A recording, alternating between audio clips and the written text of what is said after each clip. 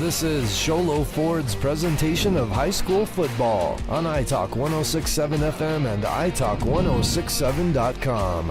Also brought to you in part by Northland Pioneer College, Ace Hardware of the White Mountains, Beamer's Glass, Mountain Mobile Auto Glass and Tint, Summit Regional Medical Center, Horn Auto Center, Honda Ski and Outdoor Sport, and Comfort Fit Dentures. And now, Sholo Ford presents high school football on iTalk 106.7 and worldwide on iTalk1067.com. Well, very good evening, and thank you for joining us here in Tempe, Arizona at Marcos De Niza High School, where the Lobos are on the road for the third time this year. They remain undefeated, as are the Padres from Marcos. But the big story here coming in is first the weather. We're expecting this to be smoking hot. Instead, all sorts of rain, closing freeways, craziness coming down. Is not yet a big crowd here for the Lobos, but hopefully they're on the approach. If not, thank you for joining us. But otherwise, it's the kind of night and day sort of look, at least from the outcomes that Snowflake has had at home on the road. At home, big victories by handfuls of touchdowns. On the road, they've been having to squeak them out. Now playing an undefeated Marcos team that's been putting up big points in their own right. Seems like this is going to be, at least at this part of the season, by far the largest ball game that the Lobos have played, and that's saying an awful lot because they've already played so many former playoff teams. So let's just immediately shift gears into the Ace Hardware keys to the game. Ace Hardware has a 24/7 locksmith. The next time you're locked out of your car or just need a key replaced any hour of the day or night, any night of the week, call Ace Hardware in Pinetop, Overgarden, Sholo. As I'm, of course, Derek Palmer, joined by Kay Solomon and Mike Brogan. And a year ago, the Lobos were here on this field, struggling with the size up front. Is that still going to be a concern, and how great a key is it going to be to overcome and get another road win? It will. It definitely will. Last year, our trip down here, our first time we played on this field, and it's a beautiful facility here, by the way, too, down here in South Tempe. But, these road trips are challenging. We talked about that a little bit last week, and coming down here and then shaking off that trip and playing a good football game, and that's going to be a big key tonight to see how the Lobos manage to do that, because they have some key games coming up, region games starting next week, where they're going to have to do that as well. As far as Marcos De Niza is concerned, you mentioned that, this is a big game. They come in 5-0, averaging just over 40 points a game. And so defensively, the Lobos are going to have to be stout. And they do give up size to Marcos De Niza. Number 65 is a returning player for Marcos De Niza. I don't remember his name off the top of my head, and I probably can't pronounce it. I can. Nicolasi. Tongawea. And he is an impressive football player. He was a load for our big guys to handle last year, and we graduated all those big guys. So now we got a bunch of small guys that are going to have to take him on, along with one or two others. I'm watching them warm up out here, and they have some good size. Their offense is pretty balanced as well too, so the Lobos are going to have to play the run equally as well as the pass tonight, and I think we've seen a Lobo team that is equipped to do that with a very good secondary, but it's just going to be a matter of, can those linebackers, defensive linemen do their job up front, allow those linebackers to roam and fill gaps and make tackles at the line of scrimmage.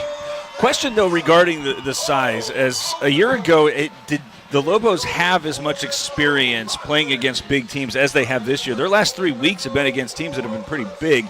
Only the one struggle, of course, on the road at Bradshaw Mountain. So is this more of a size thing, or is it more of a road thing that they need to overcome? Yeah, last year we'd seen Bradshaw by this time too, and they usually have some pretty good size up front. But I think Marcos caught us a little by surprise last year, especially number 65, Nicolasi.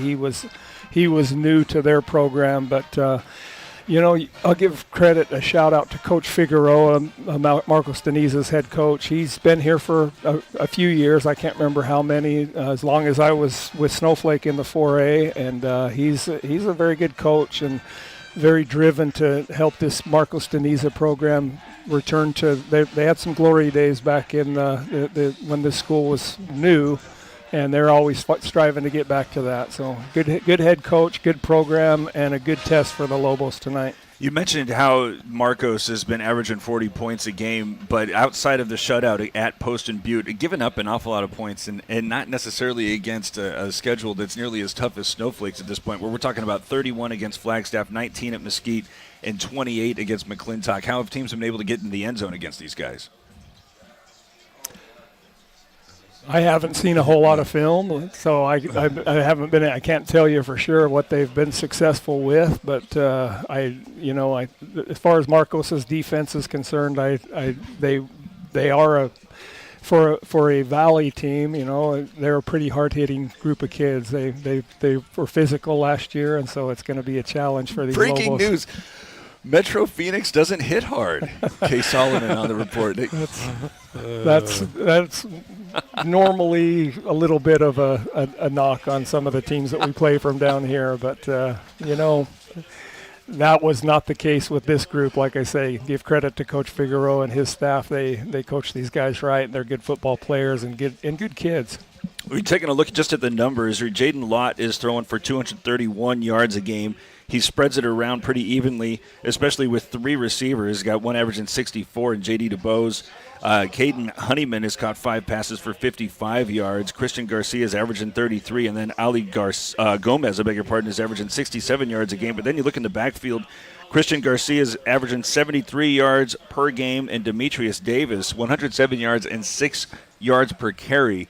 Snowflake has defended the run pretty well outside of that first half against Bradshaw Mountain. Is this a greater concern now that they're playing a quarterback that might be able to air it out a little bit more regularly? Yeah, you can go top. I would think, when we've seen Snowflake, they got athletes in the secondary across the board, and I think they're going to match up pretty well with no matter who they play, especially at the corners. Gion's been really good this year. And so I think when just off of the eyes, when you look, I think we would prefer them to start throwing the ball down all over the field, because that might play into our hands a little bit more than having to deal with some of those big offensive linemen, right at the line of scrimmage. So. These have been the Ace Hardware keys to the game. Ace Hardware has a 24/7 locksmith. The next time you're locked out of your car or just need a key replaced any hour of the day or night, any night of the week, call Ace Hardware in Pine Top, Overguard, and Show Low. 2 undefeated teams getting ready to lock horns here at the beautiful campus of Marcos De Niza. We will continue our conversation after this. It's Show Low for its presentation of high school football on iTalk 1067 and iTalk1067.com. Want the best deal on your new car, truck, van, or SUV? Go to Sholo Ford. Sholo Ford has the best deals. Not only does Sholo Ford sell the #1 truck in America, Guy Hatch guarantees you won't find a better deal on that truck anywhere else. Sholo Ford sells the best at the best price. Sholo Ford on the east end of the Deuce and at sholoford.com. You've been there, waiting forever at the gas station for the guy to free up so he can fill up your propane tank. Or worse, when the only qualified propane technician decided to stay home that day. Yep, you've been there, and I have too. That's why now I get my propane from Ace Hardware every time. You get Ace Hardware's world-famous customer service when you stop in for propane. That's right, you get in, you get out, and you get a great deal on propane and everything else. From Ace Hardware at their locations in Pine Top and Heber. Ace Hardware is proud to support White Mountain Sports. You have a vision, a brand to build, a message to share. You need signs that turn heads, apparel that makes a statement, banners that grab attention, and business cards to leave a lasting impression. Your success starts with the right tools. That's where we come in. Allegra Sholo brings your ideas to life with custom designs and top quality products, helping you stand out and grow your brand. Let's make something amazing together. Call Allegra Sholo today. For years, he's battled the toughest opponent of his life. He's down! But today, with Dr. Arnault and Comfort Fit Dentures, the fight changes. With Comfort Fit Dentures and Sholo, you can taste the victory. With free exams and x-rays, an in-house lab, and payment plans starting at just $110 a month, Comfort Fit makes it easy to claim victory. Call today for your free exam and x-rays. Want Want the best deal on your new car, truck, van, or SUV? Go to Sholo Ford. Sholo Ford has the best deals. Not only does Sholo Ford sell the #1 truck in America, Guy Hatch guarantees you won't find a better deal on that truck anywhere else. Sholo Ford sells the best at the best price. Sholo Ford on the east end of the Deuce and at sholoford.com. When you think glass, think Deemer's Glass in Lakeside. Deemer's Glass offers the best selection of quality glass with affordable prices. They do full home window packages, replacement windows, custom shower doors and enclosures, custom mirrors in many shapes, styles, and colors, glass doors and hardware, commercial glass for buildings and offices, skylights, screens, fire-rated glass for your fireplace or stove, window film, and more. Visit Deemer's Glass today on Porter Mountain Road in Lakeside or call 1-888-GLASSMAN.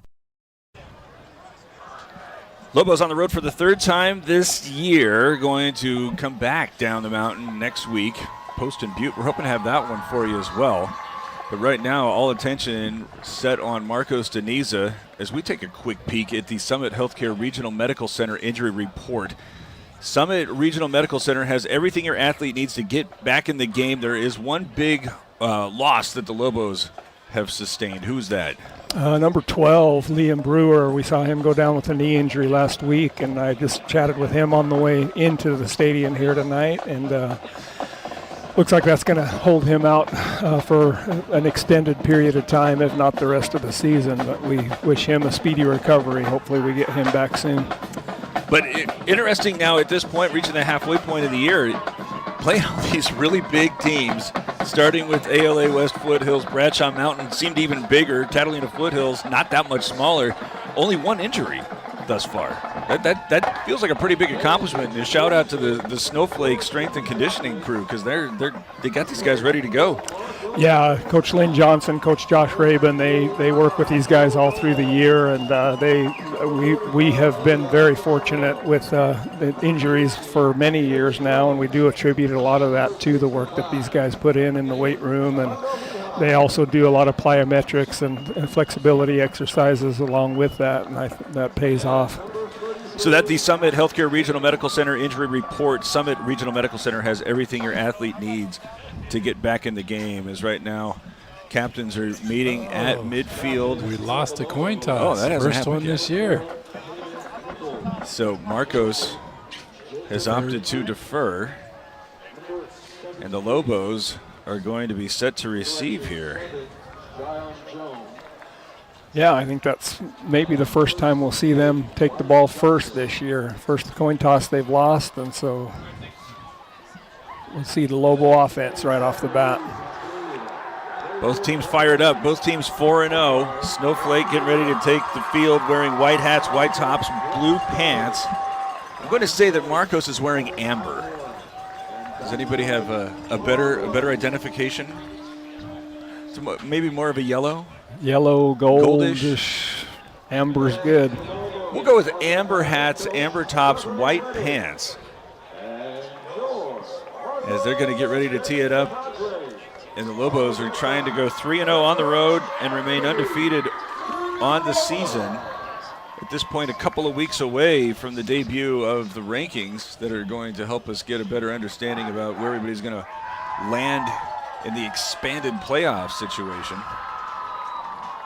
And just considering as far as the computer looks, this is a much bigger game for Marcos, which according to Max Preps is well below Snowflake, which is tumbled all the way down to 30 from 29 in the most recent. So the Lobos' strength of schedule right now being made apparent, and Marcos really needing to get this W on its own field to try to make sure that it can take advantage.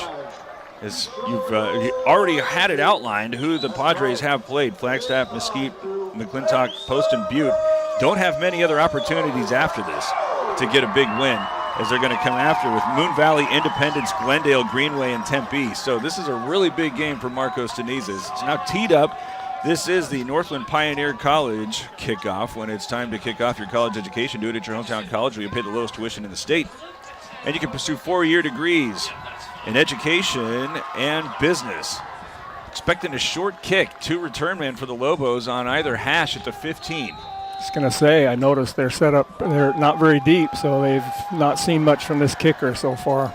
He squibs this one along the far hash, juggled momentarily but taken at the 20, now already at the 30 before running into traffic at the 35, but it'll be excellent field position here for Snowflake to start.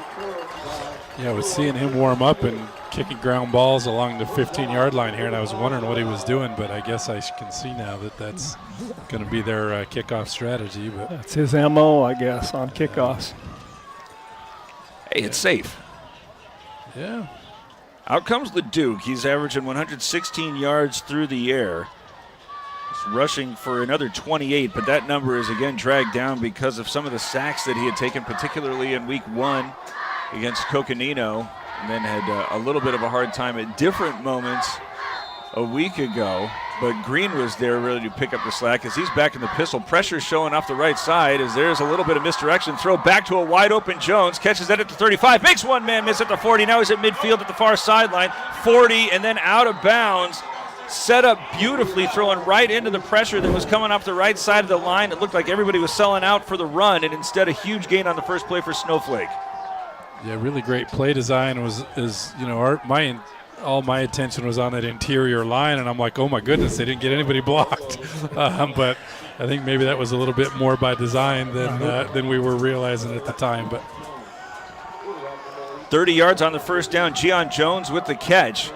Same formation. Jones now being crowded at the line of scrimmage off on the right side on the short side of the field. Again with the pistols. This time turn and give Green. Runs from the left to the right. Bounces off of tacklers. And he's still on his feet over the 25. Very close to another first down as it looked like he was going to be stopped for a short gain.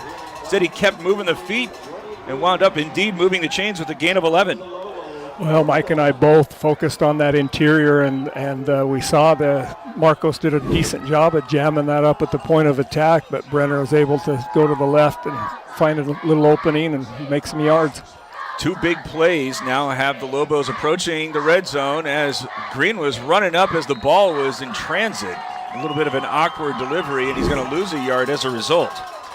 yeah, it looks like the timing of that play was a little messed up from the start. So. Loss of 2 puts him behind schedule. 2nd and 12 at the 26. Lobos get a 30-yard pass play on the first if you're late joining us, and then an 11-yard run from Green. 10:49 to go in the first. Lost the toss for the first time this year and had to receive. Now trying to get points here on the opening possession. No score as trading places a couple of players now. Rabin is going to join Smith off the left side. And to the right is Green as they go with the option. Pulling it back is Leduc. He is bouncing off of tacklers in the interior of the line, but a lot of work for just 3 and 3rd and long. A bit of a read option look, and he elected to hold on to that one, and but most of that was him. You know, his strength was he was able to get those 3 yards, get back beyond the line of scrimmage. A couple of players shuttling in and out. Back in now for Marcos, Caden Honeyman. We highlighted him as a receiver. Right now he's going to set up on the interior of that Marcos line, which is trying to get into the backfield here on 3rd and 9. Set up another screen, flip this one over the top. Rabin's got it, caught at the 20, running to the near side. He's at the 10, looking for some blocking help. Instead puts his head down at the 5 and is brought down at the 2. They needed 9. They wound up with 21. It's 1st and goal for Snowflake. Yeah, and Snowflake's doing a really good job of using Marcos's aggression against him. Those defensive linemen are fully committed to getting pressure on the quarterback there, and they just slipped Rabin just underneath that defensive line. They got some of those offensive linemen downfield ahead of him. And coincidentally, all the screens that Snowflake has thrown this year have been laterally. That was an excellent play on the first option there, going into the teeth of the defense for Leduc, is now all sorts of movement, as this is looking like it's going to be encroachment. I mean, he's now a seasoned quarterback at this point in his career, but they had 5 rushers right in his face, and he was able to patiently allow that to develop and then throw a strike. Oh, I think any type of screen, well, those wide screens are a little bit different, but anything in the middle, the more your quarterback can sell that and hold on to that ball just half a second longer sometimes, and that just allows that to develop that much more. 1st and goal on the 1 now after the turnover. Leduc's going to try to keep this one, but there's 3 Padres waiting for him. It's another loss for the Lobos. Marcos is showing us they're going to be tough in the middle there. Our guys up front are going to have to really get low and drive and try to move these guys. There's some big boys in the middle there. Tonga there getting the penetration as he is setting up as the right tackle. Got three looking at the screen there, pretty big dudes waiting to try to get again into the Lobo backfield, as that was actually just a loss of one. This time turn and fake the give to Green, but hold on. Before that starts, a procedure flag thrown against Snowflake. It came from the white hat. It must have been someone in the backfield. You know, I thought the last play, it looked to me like Brenner might have gotten an early start too, but... So that moves them back to the 7. 2nd and goal, 8:28. Snowflake took the opening kick, returned it to the 35, have had passing plays of 30 and 21 yards, an 11-yard run from Green, but otherwise the ground game has been slowed here on the opening possession. Green will come out in the pistol. 3 receivers with 2 on the right, plus Rabin there, as they're going to run this one. There's an option to look to pitch out to the near side, and Green as he gets to the 5, but it's again tough sledding as he'll be stopped after a gain of 2, and it'll be 3rd and goal from the 5. Yeah, we haven't seen that option very much this year. It looked like I thought he was going to have a seam there to get in the end zone, but Marcos De Niza did a pretty good job kind of flowing to the football. They got him. They kept him contained, and the inside came and got there before he could get cut upfield. But giving forward progress to the 4. Gain of 3, but still 3rd and goal after the procedure penalty had taken what was 1st and goal at the 1 after the encroachment. As there's another encroachment flag, I believe. Indeed. Yep, looks like it. Using that count to help slow up that defensive front, and then, you know, every little advantage you can get for these offensive linemen to... Oh, wait a minute. They're saying that's on Snowflake? Yeah, nope, no, they're the correcting wrong it. way. There we go. But this is one of those weird things with football that Marcos has had 2 penalties for 3 total yards, and Snowflake had 1 for 5. And the numbers don't quite add up right when you get in those goal line situations. But 3rd and 2 now. Trying to get into the end zone to strike first as they turn, fake the give to Green. Now having to make a man miss again at the line of scrimmage. Got to the 1, did LeDuc, but cut down there as he again calls his own number. Taking a look at the replay, I thought Green was going to get, well, maybe not. There was a guy waiting for him. It was a nice job there from the Padres and Christian Garcia to force that one to get pulled by LeDuc. And now make it 4th and 1. It's down inside that 1 yard line. You know, it's hard to second guess and know, but I think with LeDuc's speed, he might have had the edge on that and might have made it into the end zone. But yeah, it looked like Rabin was trying to seal it for him to get out to the outside, but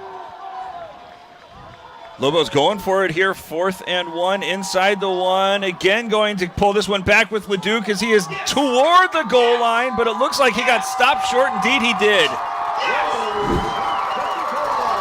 terrific stand there for Marcos De Niza's defense. You know, the Lobos managed to do some very positive things on that first drive, but that one's going to sting a little bit that they weren't able to punch that in here.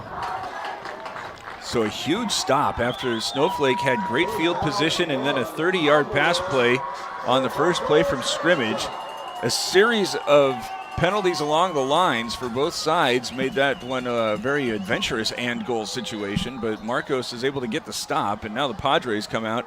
6:31 to go, no score, having to start this one from inside their own 1 yard line. From the shotgun, Lott, who throws for 231 yards a game. He's got making 4 targets all along the goal line as he takes a snap and wants to run with it. Comes to the near side, slips one tackler, and then spilled at the 5, gains 4 to get a little separation.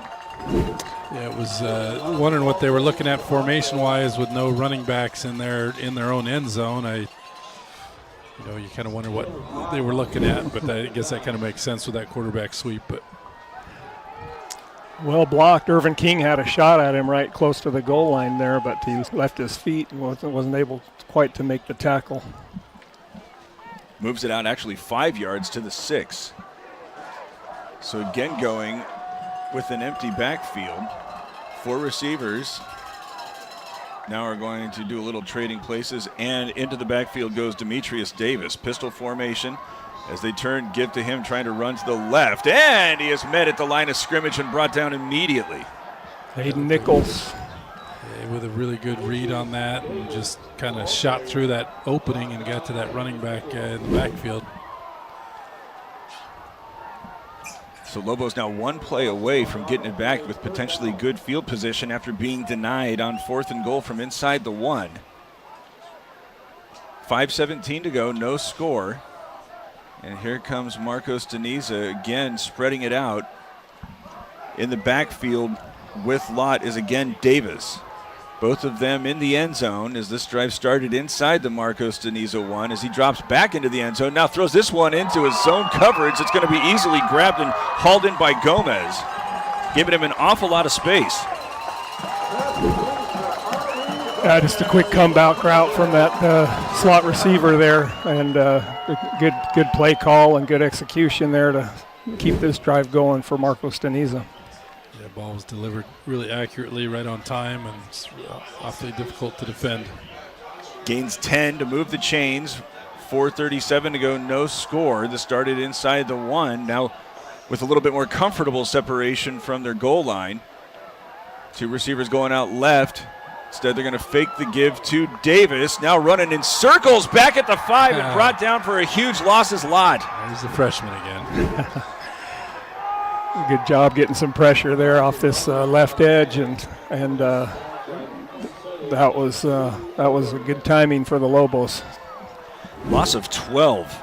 And it was, he tried to scramble and break that out to the defense's right side, and a really good job containing on that right end. I don't know who that was over there, but quarterback then tried to escape and change direction back, and good pursuit on the backside. 2nd down and 22. Right back inside the 5 go the Padres. Again, using the pistol. Lott with Davis behind. Gives him the ball as he spins around. That was actually not Davis. That was Garcia. Gains maybe 6, but sets up 3rd and long. Garcia and Davis both seem to have about the same number of carries. They're pretty close for this Marcos De Niza team. They're both a threat. Combined with that loss, though, just 2 yards, as Davis's only carry was stopped for no gain, as he is not back there. That's still Garcia lined up in the pistol. As Lott runs into another bit of pressure, but this time he's able to escape, throws this one over at the 20 where it's caught trying to get to the sideline and has enough for a 1st down. A good job. I think number 10, Baker, is that his, does a great second effort there at the end of that to get on past the sticks. The Lobos had him stopped a little short of the 1st down, and he wriggled out and was able to get another couple of yards. So frustrations mounting here for Snowflake in the 1st quarter after getting stopped on 4th and goal inside the 1. Had Marcos starting inside the 1. Padres able to move the chains with a pass to Gomez, and then on 3rd and 16 got a 17-yard gainer to take it out. Well, that was actually more than 17, as here is a direct give to Davis as he accelerates over the right side, gains 4. But the Lobos looked as if they put themselves in excellent defensive position after being denied at the goal line. But right now, Lott, he had that one huge loss, but otherwise, he's been making plays. Well, and a lot of it's just timeliness as well, right? You know, Snowflake's had 2 opportunities to get off the field on 3rd down, and they're unable to get the stop that they needed to get that football back. 2nd and 6 from the 32. Marcos and gets Lobos into the neutral zone, and this should make this one 2nd and short. There's the signal. Yeah, little dose of our own medicine. We were able to draw a couple of encroachment penalties with our offense on the field, and they're doing the same thing, trying to slow down that front just a little bit. This drive started around 6 minutes. Now inside 2 with no score in the 1st quarter.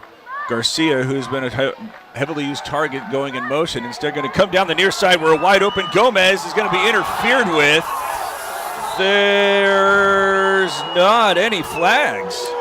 No, the back judge got caught in the back pedal. I think he thought he was going to get outran, and he turned his back to the ball and didn't see it. So I don't know. That might be a good no call. As you see a little contact. Looked like from that angle, it looked like it was arriving right around the same time as the ball. It's very underthrown. I don't think high school has the uncatchable rule, though, so I'm surprised that I think if they had seen it, I think they'd have called it.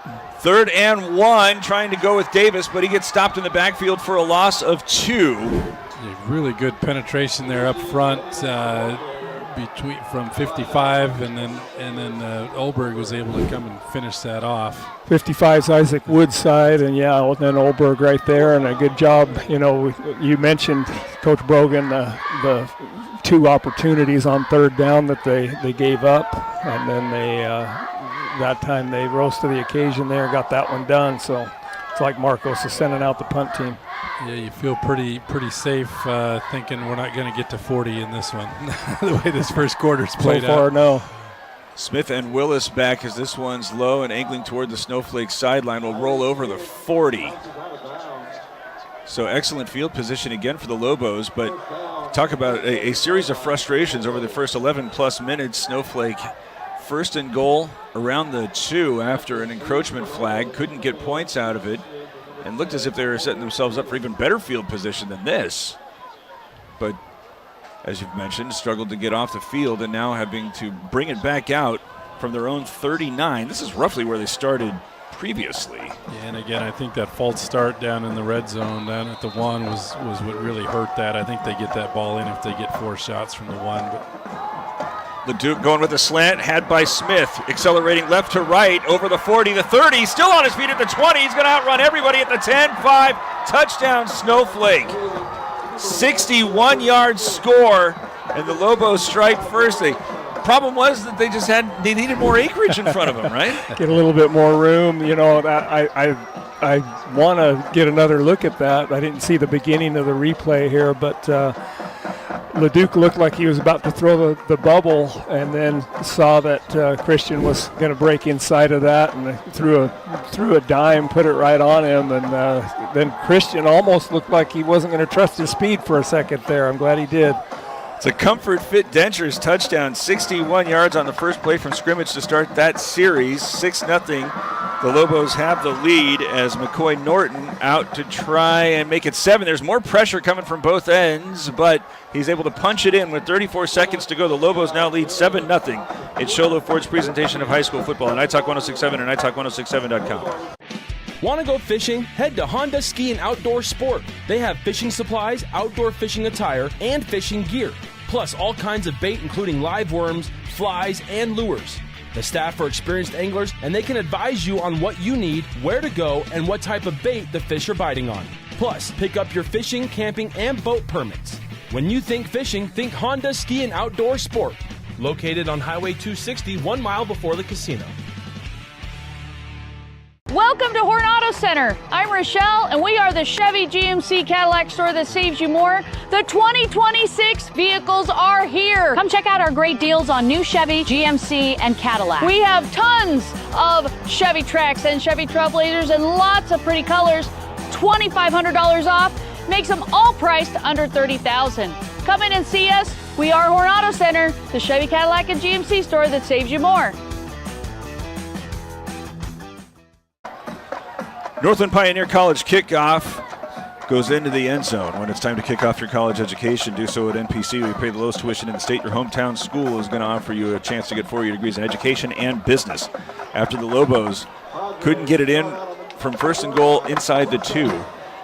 Got 61 yards. The Duke now 3 for 3 with 112 yards and that big score. He's thrown to 3 different receivers, but Jaden Lott not that far off. He's 2 for 3, 27 yards, and now not having to worry about being in the shadows of his goalposts. As there's 34 seconds left, and Marcos needs to take a timeout. You know what? We'll do it with them. That's got 7-0. The Lobos are leading. It's Sholo Ford's presentation of high school football on iTalk 106.7 and iTalk1067.com. What would you buy with a $3,000 shopping spree at Sportsman's Warehouse? You could load up for hunting, fishing, and camping. Grab a Traeger or a Pit Boss smoker, high-end Vortex optics, or top-notch boots and outdoor gear. When you get your insured windshield replaced by Mountain Mobile Auto Glass and Tint, you get your choice of 2 dinners at Los Corrales and 2 movie tickets, or a $100 window tint certificate. You're entered to win the $3,000 shopping spree at Sportsman's Warehouse. Call Mountain Mobile Auto Glass and Tint today. First quarter here, 7-0. The Lobos leading with 34 seconds to go in the initial, and you're listening to high school football presented by Sholo Ford on iTalk1067.com, KNKI Pine Top Sholo, and 102.5 Pine Top, a Kopaniki Communications station. After having to use a timeout, back come the Padres, who've been able to move the football. And now fake a handoff. Lott going to wind up, throw this one into all sorts of traffic. It's intercepted by Willis near midfield. He's got some blockers in front. He's at the 40, coming to the near sideline 30. Another block gets him to the 20. And this one is starting to swing Snowflake's direction. You get a little appreciation for the pressure that the Lobos can apply, not necessarily up front, but right now swarming the Padres with speed. Well, I don't know if that was a predetermined read that he had, that they were going to try to hit one of those seams, and he threw it on he didn't get his feet set and threw it kind of off his back foot, leaning backwards, and it kind of hung up there like a punt. 21 seconds. The Lobos only needed one play on the previous scoring drive. Keep an eye on Smith, who's out wide to the right at the top of your screen. Now Green flashes out. Throw this one to him on the swing, where he's immediately met by a couple of different defenders. Does a great job just keeping both hands on the football there as he gains 2, but that did not fool anybody.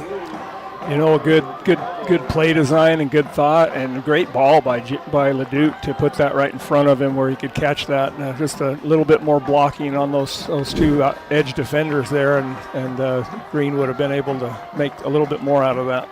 That's the final play of the first quarter. Snowflake again flirting with the red zone for the 3rd time in as many drives. It's 7-0. The Lobos are in front. It's Sholo Ford's presentation of high school football on iTalk 106.7 and iTalk1067.com. Northland Pioneer College is cheering for you on and off the field. Secure a win by enrolling in college courses at NPC. Earn college credits in high school, learn a new skill or trade. Complete classes that will transfer to any Arizona university. NPC has 3 new bachelor's degree programs and over 100 associate degrees, certificates, and areas of study to choose from. The playing field for your future is wide open. Take a shot and score big by enrolling in classes at NPC. Northland Pioneer College. Your journey starts here. At Summit Healthcare, you'll find a level of care you might not expect from a rural hospital. We've recently received 5 stars from CMS, a prestigious ranking that less than 5% of facilities in Arizona earned. Our cancer center has proven its level of advanced care with a national accreditation from the Commission on Cancer. And we continue to add more doctors and services so that you don't have to leave the mountain to find the care you need. At Summit Healthcare, we're elevating care here at home. 2nd and 9, just 1 yard on that last pass, but Leduc still perfect, 4 from 4. He's got 3 receivers out toward the left as he again sets up the option. Pitch it to Green, accelerates to his left, gets to the 20, but again, some good speed there from the linebacking core and the Padres as he was able to get over the 20, but I got to be honest here. I think the last few weeks that might have been in the end zone. Yeah, really good. The safety came up really good in contain and at least was able to get a shoulder on him and slow him down a little bit. Makes it 3rd down and 4. But you can see Snowflake certainly making an effort to attack the outside of the defense, whether it's pass or that option run. First time we've seen a lot of this conventional option.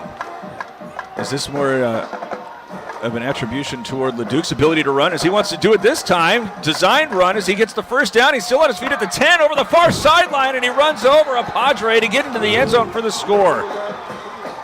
Nice run by Jacob. I'd be interested to know if that was designed, that little delay that he just kind of stood there almost like a draw look, but it definitely helped open up that left side for him, and he takes it to the house.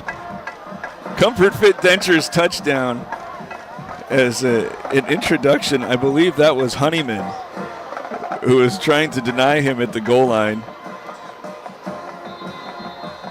Well, and I think if you get either LeDuc or Green out, trying to be tackled by safeties, it's going to be a big advantage for both of those boys. You see the replay. This might be in the running. It was Honeyman.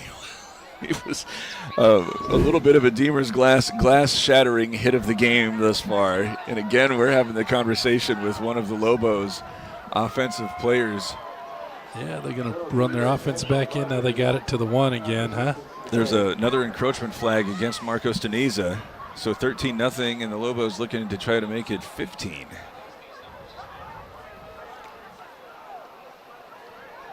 So they were denied essentially 3 times at the 1-ish on their first possession.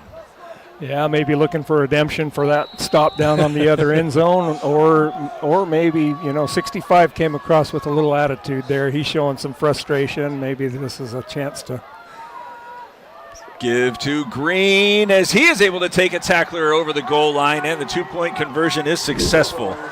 11:07 to go, second quarter, and the Lobos now lead 15-0. It's Show Low Ford's presentation of high school football on iTalk 106.7 and iTalk106.7.com.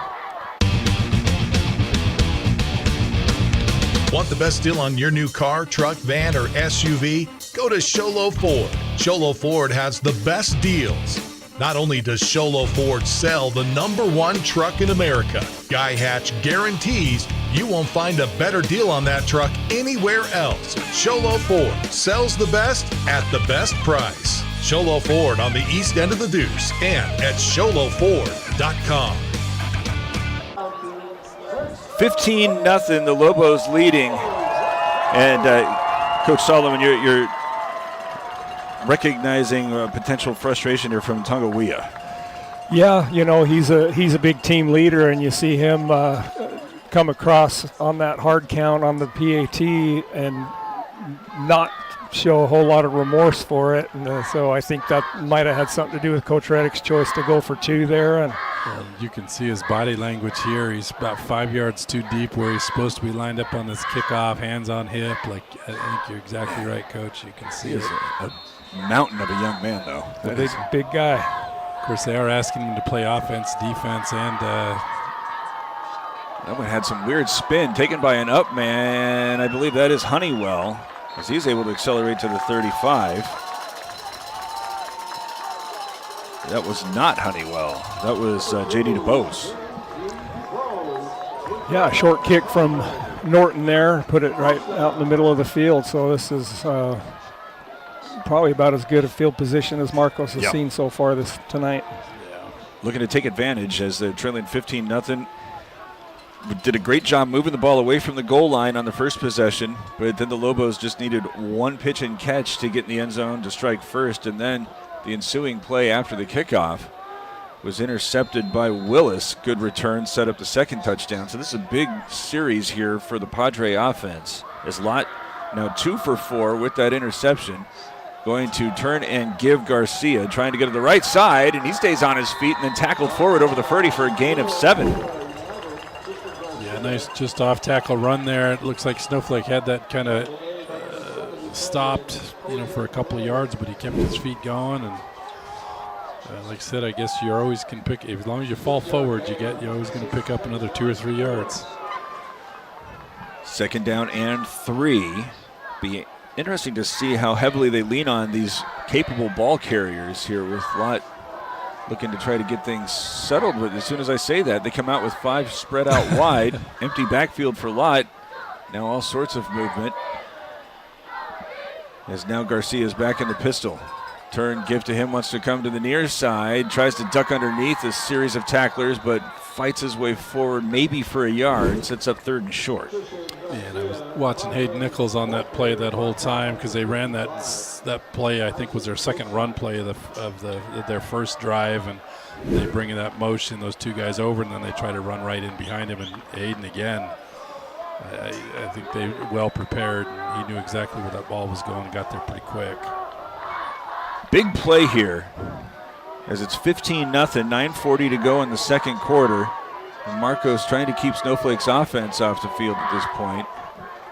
Still going, I believe that is Garcia in the backfield. He's going to serve as a blocker as that one's knocked away by Jones. Pass was intended for Baker. They've already been able to strike him, but that time, well, I should say the first time he was given an awful lot of cushion, but that time Jones with the acceleration to close the gap. Yeah, a great break by Gian there, and if he had had the confidence to go for that, I think he had a good chance at picking that and taking that all the way in, but great play by him, and the Lobos hold defensively. They're showing us a lot of good things tonight. This defense is just picking up right where they've left off in previous games.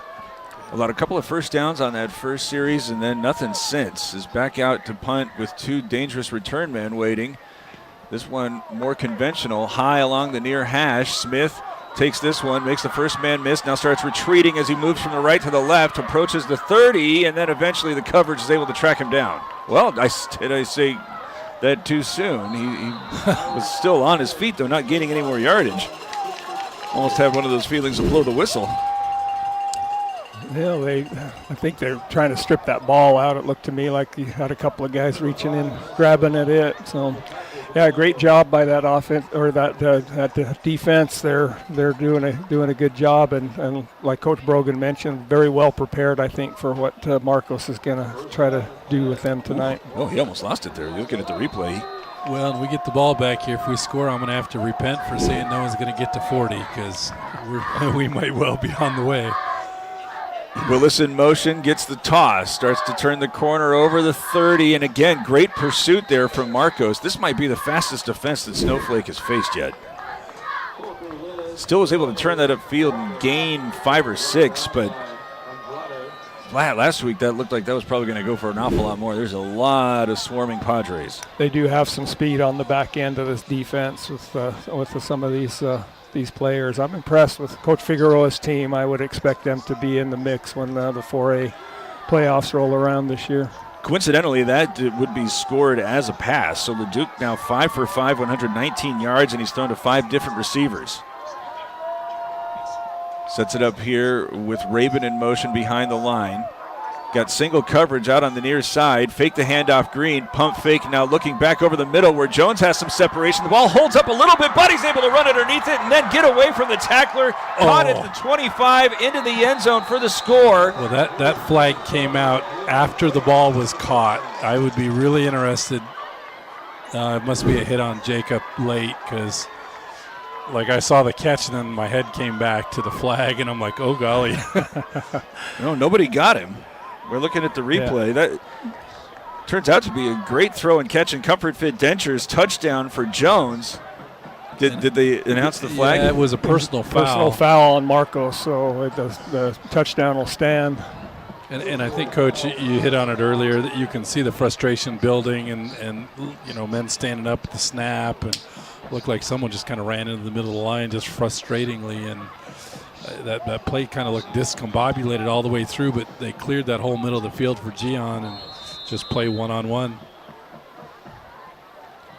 Norton in for the extra point. And a lot of pressure again coming from the right side, but he's able to get it up and good. Make it 22-0 with 8 minutes and 12 seconds to go in the half. It's Sholo Ford's presentation of high school football on iTalk 106.7 and iTalk1067.com. You've been there waiting forever at the gas station for the guy to free up so he can fill up your propane tank. Or worse, when the only qualified propane technician decided to stay home that day. Yep, you've been there and I have too. That's why now I get my propane from Ace Hardware every time. You get Ace Hardware's world-famous customer service when you stop in for propane. That's right, you get in, you get out, and you get a great deal on propane and everything else. From Ace Hardware at their locations in Pine Top and Heber. Ace Hardware is proud to support White Mountain Sports. Northland Pioneer College kickoff. When it's time to kick off your college education, do so at Northland Pioneer College. You'll pay the lowest tuition in the state. You can pursue 4-year degrees in education and business. It's your hometown college as the Lobos now leading 22-0. And what a huge difference the last, I think, 6 minutes of the game compared to the way that the first 10 were.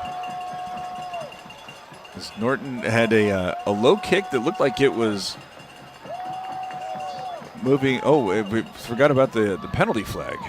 Yeah, oh, that's right. That's right. Yeah, there was a personal foul called at the end of that touchdown play, and so should give Norton a chance to put it in this other end zone this time around. What do you think he was trying to do with that last kick? Because it seemed like he kind of got caught between a boot and a squib and wound up just giving a candy hop to one of the up men. Maybe this is a chance for something a little bit more like that? That's your onside kick this thing over to this there is a lot of room right in the middle of their kick return formation. I don't know if they were looking at that or not. Well, you just get some college tape ready. Maybe. Through the goalpost. Put that all the way through the end zone and then some. I'm impressed with his leg. The Lobos have been blessed, like I said, for the past 6 years with Sam Crockett as a kicker for 3. And but his sophomore year, was a very developmental year. And then Sam Brown, same thing. But McCoy probably as a sophomore, I'd put him up at number 1 among those 3. So is there someone who develops the kickers, or is it just? Jim Johnston was working with us the past all those years through all those kickers, but he's not on the coaching staff anymore either. Believe Garcia is back in the pistol. Turn, give, and he's met at the line of scrimmage, but again keeps the feet going, gets out to the 25 and picks up 5. To continue on that thought, sorry, they do go to a lot of camps and things though to get some kicking instruction. Yeah, a little surprised, Marcos, with the size of their offensive line and the power running game. It looks like that they're capable of that. They just wouldn't settle into that right here and just kind of try to steady the ship a little bit, right? Like they've taken a couple of big punches from Snowflake here, and at some point, I think you just got to go back to something that you can do well and try to gain a little bit of momentum back. When occupied about 5 minutes of clock on that first drive that only went 35 yards, so they, if nothing else here, if they're able to move the false start. There we go. Quarterback's in a back pedal.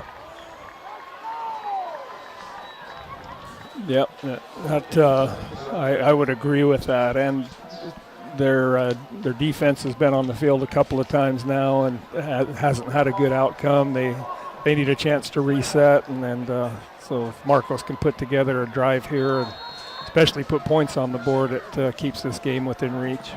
Back to now 2nd and 10 after the procedure flag.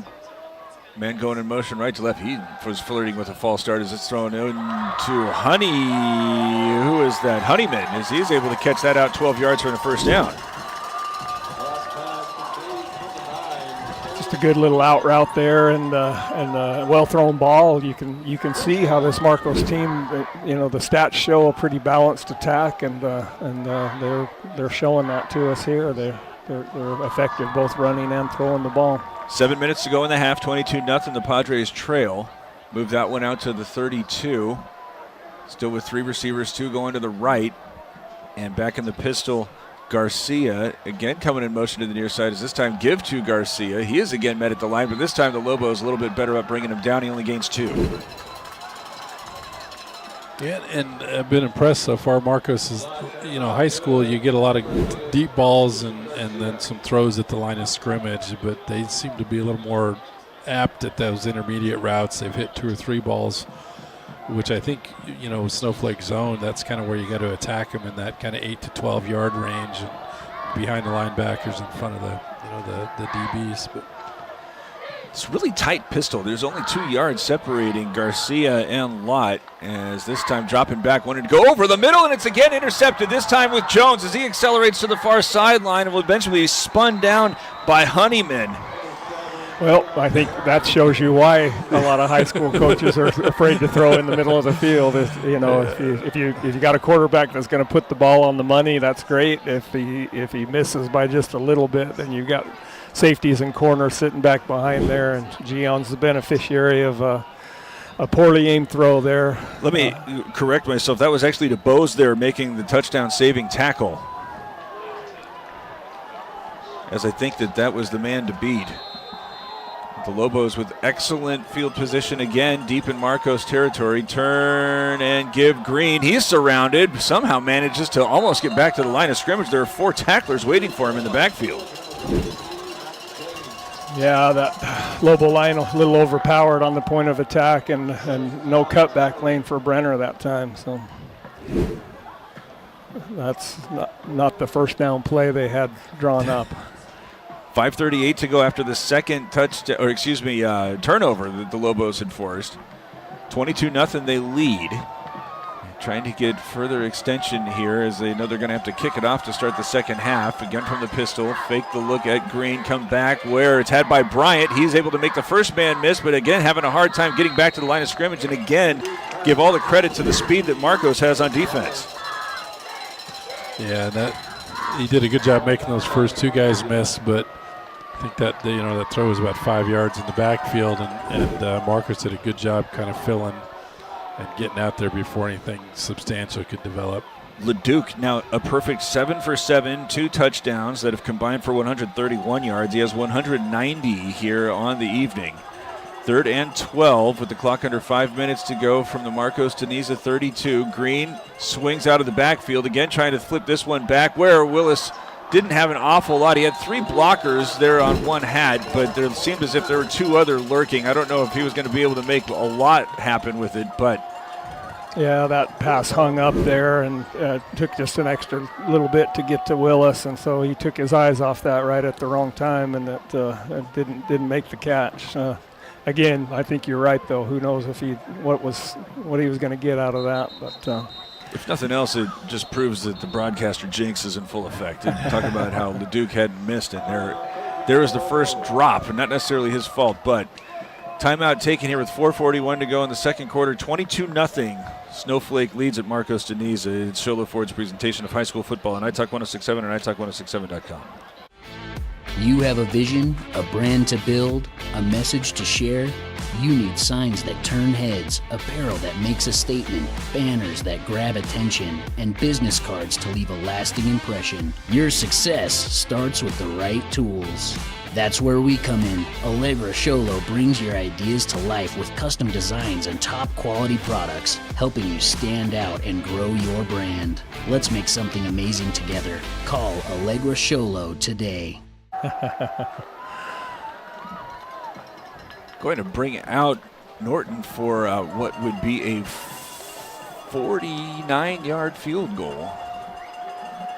Again, I think a lot of this has as much to do with the high school rules that the ball go to the 20 even with a miss here if he gets it to the end zone. Going to have to. So they want to fake it as Bryant now throws that one backwards and falling on is Norton. So the interception that was thrown by Lott winds up netting 11 yards? Was that a design fake? I don't think it was. The snap looked like it was a little offline, and it was Edge Bryant holding. Yeah. Christian Smith's been the designated holder most of the time. I don't know if that's a switch they're planning on making permanently, but ill-advised there. You gotta remember that on a field goal situation, that ball's going to remain live, and it did there, and so it'd be better off just to down it there and turn it over, but instead of taking the risk that they did. So out toward midfield, best field position here that Marcos has had at all. As Lott turns, gives Davis, runs away from one tackler in the backfield. Now holding flag seems to come out, so Marcos' fans right now are pretty excited, but there's a flag sitting at the 46, and this seems like it's coming back. Yeah, it looks like Garcia's and his coaches are having a discussion about that holding penalty, so. That would have been the longest play from scrimmage for Marcos De Niza. Instead, the Padres are probably going to walk back outside the original line of scrimmage. Is that one at the 44. So we'll probably move it back to the 46. Yeah, Connor Reed shot a gap and had a shot at stopping that one for little to no gain, but couldn't quite get him wrapped up. So this is now a big series for the Snowflake defense because, again, they're going to have to kick it off to start the second half. And potentially if the Padres can get into the end zone a couple of times, this ball game has a whole new complexion. 1st and 15. Back deeper inside their own territory. Because that was, I think, at the 49 to start. Again, going with Davis in the backfield with the pistol. 3 receivers with 2 going to the right side. And again, will turn and give Davis as he accelerates into the teeth of the Lobo defense. Gains 2. It looks like Marcos is going to we've said this a couple of times. They seem to be committing to that run and try to take that offensive line and just use it and their big running backs to get some momentum here. But then the next thing we know, they turn around and throw another pass. So we'll see what they do here on this drive. Ali Gomez, lone man on the right side, as he's matched up with Rabin, interestingly. Again with the pistol and again with Davis. Going in motion left to right, Garcia, the two leading receivers over there. But instead, Davis spins away from one tackler, fights his way over the line of scrimmage, gains another yard to set up 3rd and long. Another good play there by Olberg on the backside, coming in, and you can really see his growth from week to week to week to week, and he just continues to impress. Yeah, one thing, if you're a defensive end, he's good at coming flat down the line of scrimmage instead of chasing around in the backfield where you're not going to usually catch up to those backs. 3rd and 11. Again with Davis in the backfield. Short drop for Lott, looking over the middle where his man is caught. That's Gomez. Gets it toward the Snowflake 45. In fact, falls over the 44. Trailing 22-0 with the ball in Snowflake territory. This feels like a good time to roll the dice. Yeah, it'd be interesting. They've had a really hard time tonight on short yardage situations or this, I guess, 4 yards area here. So not quite sure what to expect out of him here. Rabin matched up again. Single coverage on the right side. Keep an eye on Gomez there as instead looking to the left. Throw this one out where it's caught by Garcia. Walks along the tightrope and able to get that one to the 35 and move the chains for a 1st down. Yeah, they're having success with those little out routes and finding the flats there. That's a big play for Marcos right now. Yeah, and Lott's been fairly accurate. You know, the 2 interceptions were not great throws, but everything else he's been. This one to the Snowflake 33, 2:15 to go, 22-0. The Lobos lead, but the Padres got the stop after the second interception and now, hold the phone. Now they're going to run with that one as Lott wasn't ready for the snap and didn't seem like anybody else was either. But he's able to run it over the line of scrimmage for a gain of 3. I guess if 21 players aren't ready for the play to begin. As long as the center is, you're good. If the center goes, then everybody else better go. Lobos are fortunate there, I think, to not have had an extra 15 tacked onto the end of that, though. It felt like that tackle went a little bit longer out of bounds than they probably want to hold on to there. Again, keeping an eye on Gomez at the top of the screen there. Wide right, single coverage with Rabin. They were able to connect with him on a slant. 2nd and 7 here as they fake the handoff. Flip this one out for Gomez as this one goes through his hands. He had 2 tacklers waiting and another at his feet. Yeah, and they look like they're all out of sorts here again. Another snap, and it's like 1 or 2 people are going at the snap is all. There initially with the coverage was Irvin King. As a timeout taken by Marcos De Niza, facing 3rd and 7 with 2:05 to go in the second quarter, trailing 22-0 at Cholo Ford's presentation of high school football on iTalk 106.7 and iTalk106.7.com. For years, he's battled the toughest opponent of his life. He's down. But today, with Dr. Arnaud and Comfort Fit Dentures, the fight changes. With Comfort Fit Dentures and Cholo, you can taste the victory. With free exams and x-rays, an in-house lab, and payment plans starting at just $110 a month, Comfort Fit makes it easy to claim victory. Call today for your free exam and x-rays. Bell didn't realize that. Look, they're warming up a different center. Marcos De Niza has had adventurous snaps on the last 2 plays, and it looks as if somebody else is potentially going to get ready to give it a shot. That warming up there for the Padres is David Jones. Don't know who was initially the snapper, but able to get 3 yards on the first one. Last one, Gomez might have been set up to try to make a play. It just seemed as if nobody was able to get on the right page timing-wise, as he now again sets up wide right with Rabin in front of him. Davis in the pistol behind Lott, who is now 5 of 10 for 56 yards, but 2 of those interceptions. Garcia's in motion. Turn and give. No, they fake the give to Davis instead. Are able to find the slant again there, and the wide open interior with Gomez from 30 yards out, getting Marcos De Niza on the board with a Comfort Fit Dentures touchdown. Nice play design and call there, and the little play action froze those middle linebackers, caught them looking in the backfield expecting to run, and that slot receiver snuck right behind him on a little slant route, and there was nobody back to stop him. I bought that fake. Hook, line, and sinker. Yeah, well executed. Out to attempt the extra point for the Padres is Kevin Hernandez-Lopez. High snap brought down. He's able to boot it up, and no good. 22-6. Snowflake now leads after Marcos is able to get on the scoreboard. Minute 58 left here in the half. It's Show Ford's presentation of high school football on iTalk 106.7 and iTalk1067.com. Want the best deal on your new car, truck, van, or SUV? Go to Sholo Ford. Sholo Ford has the best deals. Not only does Sholo Ford sell the #1 truck in America, Guy Hatch guarantees you won't find a better deal on that truck anywhere else. Sholo Ford sells the best at the best price. Sholo Ford on the east end of the Deuce and at sholoford.com. Northland Pioneer College kickoff. When it's time to kick off your college education, do so at Northland Pioneer College. We pay the lowest tuition in the state. It's your hometown school that offers 4-year degrees now in education and business. Again, expecting a short boot as at either Hash, Willis, and Smith. This one angling. Whoa, it was angling towards Smith. It's not going to make it into the end zone, so now he's got to pick this one up at the 1. That was a live ball, so he's now trying to run to the near side, gets away from a tackler at the 5 to the 10, 15.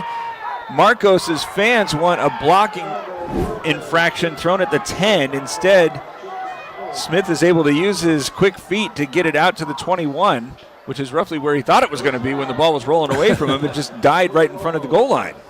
Yeah, I think he expected it to carry into the end zone, and it might have made it, but that was a hard call. It's hard to let that ball just sit there on the ground like that. So good job by him to pick it up and use his speed to get outside and get it back to the 20. So a minute and 49 seconds left. Snowflake has 2 timeouts. Had excellent field position on the last possession, but lost 2 yards before a field goal was unsuccessfully attempted. Set up a short field for the Padres now, as there's a little bit of slant action for Smith as he catches that over the 30 and then runs it to the 35 after the Lobos were burned twice on the previous defensive possession. Doing so now with a big 15-yard, 16-yard gain and a first down. Yeah, those linebackers and those safeties are coming up so hard in run support that slant's kind of coming really open that, 8-10 yards downfield. Lobos trying to go with a little bit of tempo. Turn and give Green. Running to the short side as he turns it over the 40. Puts his head down at the 45 and winds up going out of bounds at the yes, he is out of bounds. But he's not at the 45. He's at the 42. Gains 5. Yeah, he must have stepped out a little earlier than it looked like there, because the contact came about 2-3 yards further down the field there. Well, there's not a whole lot of opposition over there on the sidelines, so it's probably a correct call, just judging by that. 3 receivers, including Rabin, just off the line to the right side. Now Green flashes out, low snap, and it was taken back by Marcos. Yes, there's the signal. LeDuc late trying to jump on that one. Well, he looked like he was going after it with one hand with a knee down, so he wasn't going to be able to make a play had he been able to pick it up. Yeah, you don't find a lot of things to criticize in Jacob LeDuc's game, and but a little bit slow maybe to react to that situation there, get on that ball, and that cost them. And huge opportunity here for the Padres. That was the break they needed for an opportunity to Yeah, they can score here and get the ball to start the second half. We're right back in a really tight football game. Max James able to get the fumble recovery. Is now movement is going to send Davis back into the pistol, starting deep in Snowflake territory on the 38. Turn give Davis as he runs to the right side. Tries to slip a couple of tacklers at the 35 and successfully does so, diving down to the 33. Clock moving at 1 minute and 10 seconds to go. The Padres only have one timeout. Yeah, it's interesting. The quarterback coming all the way to the sideline there to get that play call while the clock's moving. It's probably going to cost him 20 seconds here. Gets this one snapped on 2nd and 5. Looking to throw this to the near side. Caught outside the 20. Jones able to wrestle him out of bounds. That was had by Baker. It moves the chains after a gain of 11. Again on that out route, just and a really nice ball by Lott. He throws those outs pretty well. He does. Like to see a little more urgency here from the Lobos. They need to get a stop here. 3 turnovers, first 2 committed by Marcos De Niza, and those resulted in 2 touchdowns for Snowflake. Now Marcos trying to hit him right back as there's all sorts of time here for Lott. Throws this one, he's got a man wide open in the end zone. Caught with a sliding grab from Garcia. Comfort Fit Dentures touchdown, and this sure did take a turn for the interesting here after the turnover. And 44 seconds away from accepting the kick to start the second half, and a very confident Padre offense to boot. Yeah, Garcia managed to slip the coverage back there, and he saw immediately a couple of Lobos look at each other. And, I thought you had him, kind of a look at each other there, but huge break, and then a huge score there for the Padres and gets them right back in this game. So Snowflake didn't send much by way of pressure. It looked like they were really trying to contain with 50 seconds by the time that ball was snapped, and that was, I think, the thing that really allowed Lott to try to find a place to deliver that. Is he was just able to stand straight upright and survey. Yeah, with that kind of time back there, he is going to find an open receiver, and that's what he did. 22-12, and a timeout used to set up a 2-point play. This would make it a 1-possession game with a potential 2-point conversion needed on the back end of a 3rd touchdown. Max James just ran into the huddle. He's the one that was able to recover the low snap, fumbled there, and a little awkward reach for it from LeDuc, where, again, he had knees down. Had he been able to get possession, it looked like he was trying to think of a way he might be able to make a play, but had he had possession, he was going to be down right there. So the wiser course of action would have been to just try to make sure he put 2 hands on it and save the possession. But quick strike here from the Padres have narrowed the gap, which was once 22-0, now 22-12. Looks like they want to go with a jumbo package that is going to feature the big guy in Tungawea. He's going to set up in front of 2 split backs. Turn, but not before a Snowflake timeout. Lobos took a timeout there right at the snap. How does Snowflake counter both a bigger line with a leading back that is nothing short of huge with 2 capable running backs behind him? Well, you would presume that big back's going to take you to the ball. He's probably going to lead the play. So if you can stand him up and stop him, and then have some of your guys creep in behind to find that ball carrier, that would hopefully put a stop to whatever they have drawn up. This looked like it was going to be Snowflake running away about midway through the second. Got the second interception that set the Lobos up around the 35, but went in the wrong direction in every way imaginable with a couple of plays and then a dropped pass that set up a would-be 49-yard field goal that was a low snap that Snowflake was going to attempt to try to make a play with, especially with Edge Bryant.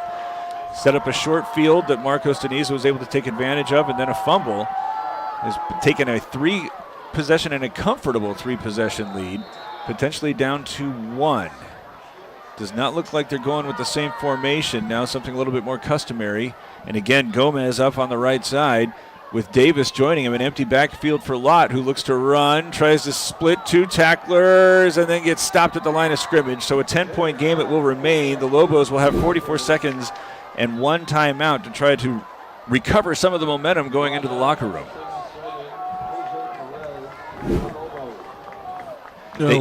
Yeah, good job there. They emptied the backfield again, real similar to that first play of the game, and they ran that same quarterback sweep off that right edge, and the defensive end did a really good job this time turning that thing up, and linebackers came and filled and kept him out of the end zone there. So all of the officials have continued to assemble back where the ball was marked down. Now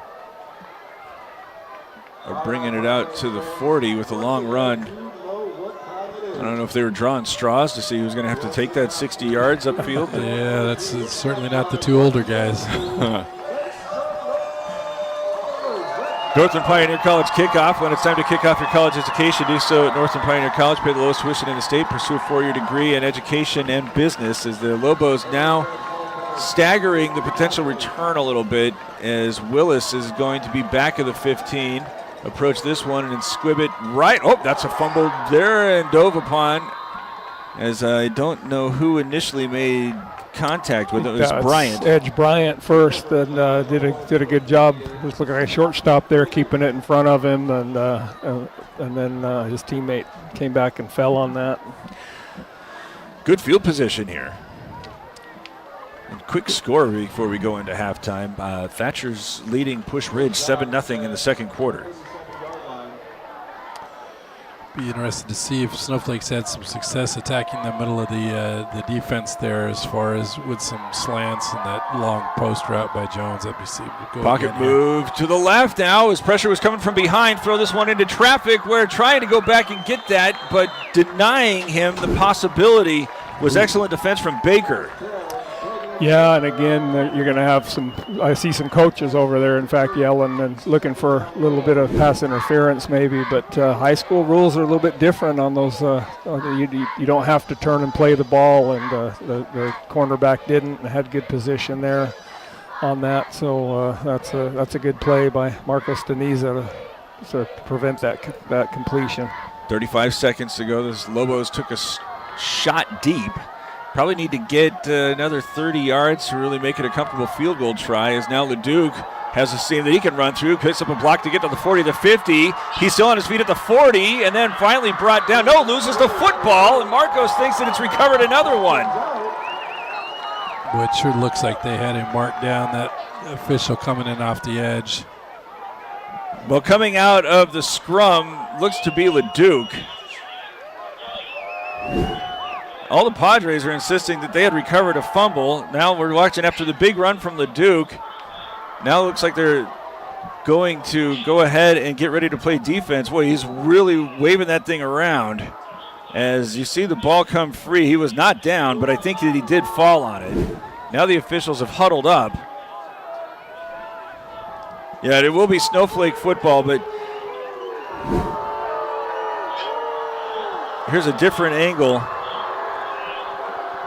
As you see him weaving his way between the hashes right now, as you're looking at the replay, they're going to spike the football, and you can see him right there gain enough of a possession to warrant making sure that the Lobos are going to be able to have possession at the Marcos De Niza 34-yard line with one timeout and 23 seconds to play after that ball was spiked.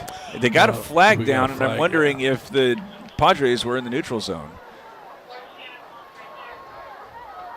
They haven't signaled anything yet. What's the rule there? Do you have to spike the ball? Yeah. What's the defensive line have to permit? Nothing. I mean, anything late, of course. Once the play's blown dead, then it should be blown dead. They're calling encroachment. So they were in the neutral zone at the snap of the ball. So they probably should put another second or two back on the clock, but that might be a little too advanced because that should have been a dead ball, right? So it should have been at the... Yeah, that never should have been a live play. Yeah, so this would be somewhere in the neighborhood of a 45-yard attempt. No drop this time, looking for Jones on the near sideline. He's able to... well, if that one was going to take him back into the field of play, that was going to be an easy touchdown. Instead, the pass faded out of bounds. Well, you're just watching the way Jones was playing that, you're thinking, holy buckets, he's going to be able to moonwalk in, but... looked like he made a good adjustment on the ball, but then the ball sailed further than Gian expected to. Took him luckily out of bounds. Just the second incomplete pass thrown by LeDuc. Remains 2nd and 5, 17 seconds to go, and Snowflake has a timeout. Green in the pistol. Again, no drop. Going to the far side. We're wide open. Smith catches that one and goes out of bounds at the 21. Picks up 10 yards on 2nd and 5, and now a much more easily managed field goal attempt potentially. Probably a little more likely than that 49-yarder they lined up for a little earlier. But good pitch and catch there from LeDuc to Christian Smith, and good job by Christian to get another yard or two and get out of bounds to stop that clock. Yeah, I think Snowflake still has the one timeout left, so they're kind of able to attack the middle of the field here if they need to. A little bit of pressure shown from Marcos De Niza as they fake the handoff. Green now pressured. LeDuc starts running backward. Now he's going to wind up, throw this one. It might have been deflected or it slipped out of his hand, but in any event, there's only 6 seconds. They do have the timeout. Do you roll the dice? As that took 9 seconds off the clock, I think. Maybe 7. Yeah, kind of play got extended a little bit, but I think that just came out of his hand a little weird. Luckily, it wasn't in the vicinity of any Marcos defenders back there. It doesn't seem as if the field goal unit's coming out. There's only 10 seconds on the play clock, though. And now they will have to use the timeout, so this surely would bring Norton out. I say surely. Doesn't look like there anybody moving in that direction, so I wonder if that'll just give them one shot here at the end zone, or maybe they can throw that quick out again. And well, this is by no means a gimme of a field goal. This would be somewhere in the neighborhood of 35, 37 yards. So if they wanted to try to get a little bit more yardage, they needed to have a play ready to get there and then potentially use the timeout. But they can still attack, especially that far sideline, Snowflake sideline. As there are 6 seconds, and you get, what do you say, Coach, 5-6 yards, make it about a 30-yarder. That might make you a little bit more comfortable. Yeah, if they could get that maybe that's what they're looking for. Or maybe they're just going to go ahead and take the shot here and go to halftime with or without some more points. 3 down linemen, now 5 wide receivers split wide, 3 coming to the near side, including Green. LeDuc moves initially in this direction, now throws this one over the top where Raven has to go back and catch it. Now through 3 defenders, he's able to get over the goal line and score a Comfort Fit Dentures touchdown with zeros across the scoreboard. Well, they sure needed that at the end of the half, but really good play design. They put Green out behind the 2 wideouts to kind of show a screen and drew all the attention this way, and then rolled half roll right and threw the ball back to the middle. Yeah, and then just a great job by Rabin. He had to come back and get the ball, and had to get in the end zone. If he didn't make it in, that was going to be halftime. Without the points. Leading 28-12. Norton and Bryant going to come out and try it again. Now, again, watch this right side of the line. Everybody since ALA West Foothills has been bringing all sorts of pressure against Snowflake off the top of that. Open nearly into the neutral zone, and now over the line. Tungawea thinks that Snowflake was moving. Well, the edge actually can move. I mean, he's just a wide receiver. He can reset, come in motion, all of that type of stuff. But I didn't see if it looked like he kind of fell back in his stance just a little bit. Well, looks like they're going to trot the offense back out with the shorter field. Well, that was sure a nice thought with that about 15-minute first quarter, but we've gained back our time. We've lost. Yeah, we've given back all that gained time. Welcome to my world. I'm 20 miles from home, so I'm not too worried about it this time. 3 receivers going out wide right. Fake the handoff. Green. Now throw this one into traffic where it's going to be again run underneath by Rabin. Nice ball, nice catch. That's a hard angle to make that catch, but Mason Rabin adjusting that. He just continues to impress, showing his athleticism on these plays.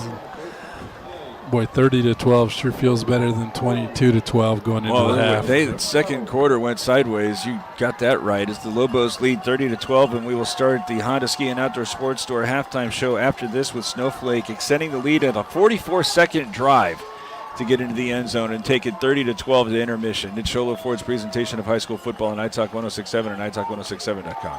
When you think glass, think Deemer's Glass in Lakeside. Deemer's Glass offers the best selection of quality glass with affordable prices. They do full home window packages, replacement windows, custom shower doors and enclosures, custom mirrors in many shapes, styles, and colors, glass doors and hardware, commercial glass for buildings and offices, skylights, screens, fire-rated glass for your fireplace or stove, window film, and more. Visit Deemer's Glass today on Porter Mountain Road in Lakeside or call 1-888-GLASSMAN.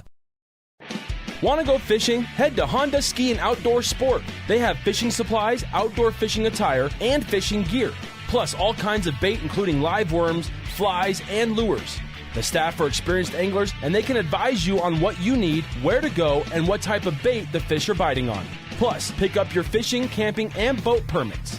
When you think fishing, think Honda Ski and Outdoor Sport. Located on Highway 260, 1 mile before the casino. Welcome to Horn Auto Center. I'm Rochelle, and we are the Chevy GMC Cadillac store that saves you more. The 2026 vehicles are here. Come check out our great deals on new Chevy, GMC, and Cadillac. We have tons of Chevy Trax and Chevy Trailblazers and lots of pretty colors. $2,500 off makes them all priced under $30,000. Come in and see us. We are Horn Auto Center, the Chevy, Cadillac, and GMC store that saves you more. What would you buy with a $3,000 shopping spree at Sportsman's Warehouse? You could load up for hunting, fishing, and camping. Grab a Traeger or a Pit Boss smoker, high-end Vortex optics, or top-notch boots and outdoor gear. When you get your insured windshield replaced by Mountain Mobile Auto Glass and Tint, you get your choice of 2 dinners at Los Corrales and 2 movie tickets, or a $100 window tint certificate. You're entered to win the $3,000 shopping spree at Sportsman's Warehouse. Call Mountain Mobile Auto Glass and Tint today. Northland Pioneer College is cheering for you on and off the field. Secure a win by enrolling in college courses at NPC. Earn college credits in high school, learning new skill or trade. Complete classes that will transfer to any Arizona university. NPC has 3 new bachelor's degree programs and over 100 associate degrees, certificates, and areas of study to choose from. The playing field for your future is wide open. Take a shot and score big by enrolling in classes at NPC. Northland Pioneer College. Your journey starts here. At Summit Healthcare, you'll find a level of care you might not expect from a rural hospital. We've recently received 5 stars from CMS, a prestigious ranking that less than 5% of facilities in Arizona earned. Our cancer center has proven its level of advanced care with a national accreditation from the Commission on Cancer. And we continue to add more doctors and services so that you don't have to leave the mountain to find the care you need. At Summit Healthcare, we're elevating care. Want the best deal on your new car, truck, van, or SUV? Go to Sholo Ford. Sholo Ford has the best deals. Not only does Sholo Ford sell the #1 truck in America, Guy Hatch guarantees you won't find a better deal on that truck anywhere else. Sholo Ford sells the best at the best price. Sholo Ford on the east end of the Deuce and at sholoford.com. You've been there, waiting forever at the gas station for the guy to free up so he can fill up your propane tank. Or worse, when the only qualified propane technician decided to stay home that day. Yep, you've been there and I have too. That's why now I get my propane from Ace Hardware every time. You get Ace Hardware's world-famous customer service when you stop in for propane. That's right, you get in, you get out, and you get a great deal on propane and everything else. From Ace Hardware at their locations in Pine Top and Heber. Ace Hardware is proud to support White Mountain Sports. This is iTalk 106.7's presentation of the Honda Outdoor Ski and Sports Store halftime show. Honda Ski and Outdoor Sports Store halftime show. For the best selection of hiking, camping, hunting, and fishing gear, go to the Honda Ski and Outdoor Store north of Pine Top on Highway 260, just before you get to the Honda Casino, as the Lobos lead 30-12. Went from 22-0 following a couple of interceptions and a big play with a 61-yard strike. But then the Lobos kind of giving it right back to a degree with the botched field goal attempt that was taken advantage of by Marcos De Niza, and then the fumble that they were able to quickly capitalize on. So really kind of look at 4 big miscues that have led to 5 of the scores, or the E5 scores that have happened right now. How do both sides need to make sure that they're hanging on to the football? Well, the Lobos came out. I was impressed. I could see right away that they were very focused tonight. Seemed to take the field ready to play, which has been a challenge in these long road trips. So and their first offensive possession and drive, they were solid. So saw a lot of good things, but then I think there was a little bit of a loss of focus there after they went up 22-0. Started to kind of coast just a little bit, which is always a challenge for your team too. And give Marcos De Niza credit. We were seeing some body language, especially for some key players on their side, that was kind of looking like they were starting to feel defeated, and but they're playing through it and they're battling through it, and so they were able to take advantage of those miscues and put points on the board. We've been wondering if Christian Garcia and Demetrius Davis were going to be highlighted a little bit more, especially as the turnovers and big plays from Snowflake were mounting, but it was really Christian Garcia as a receiving threat, and then Ali Gomez. The two of them have combined for 70 yards, as Jaden Lott has thrown for just about 70 yards. So it seems as if we're understanding why we're up here, and they're going. Do you think that it's going to be easier to continue to exploit, especially Gomez in those slant routes that the Lobos just really at this point haven't been able to effectively defend? Yeah, I think having, and I mentioned this, for any offense, the more balanced you can be as far as running and passing, you're gonna make it hard for, especially on the linebackers, that middle part of the defense. They've got to try to read run and pass, and if they're seeing run, a little bit of play action look, then they're going to be creeping up to the line of scrimmage, and that opens up those slant routes and that stuff in the middle of the field. That makes more room for them to try to cover and the safeties to try to cover. And so we're seeing that. Coach Figueroa, credit to him and his staff. I don't know if he calls the plays or who's calling the plays, but they're sticking with their formula that is very, very balanced. And even when we feel like they could probably be a little more dominant with the run game, they're kind of sticking to that formula they've got, and it's working for them. It's managed to put points on the board for them here. On the other side of it, Leduc is 10 for 13, 238 yards, 3 touchdowns. He's also run 18 yards for a 4th total touchdown. But he and Green have combined for just 42 yards, and the Lobos getting awful lot on 2 passing plays particular, 61 and 70 yards, to get 2 of those passing touchdowns for Jacob Leduc. Can the Lobos continue to rely on these big plays? Well, that's one good thing about being up 3 scores, I guess, is you probably need one more big play, I guess, and you'll be in a really good spot. But I think, just having, watched Snowflake football here the last 3 years, they're going to come out and make a concerted effort to try to run the football a little bit, try to control the clock, and really kind of control the second half, I think. And so I think you'll see a lot more of Brenner Green. I don't know how many carries has he had, just a handful, I would think, 6 or 7. And so they're not, I wouldn't necessarily say the run game's been unproductive. I think they've been much more focused, and they found something in film and preparation where they're wanting to attack through the air. But I would expect them with this lead now to kind of come back and get back to maybe, what we're all used to seeing, some power football.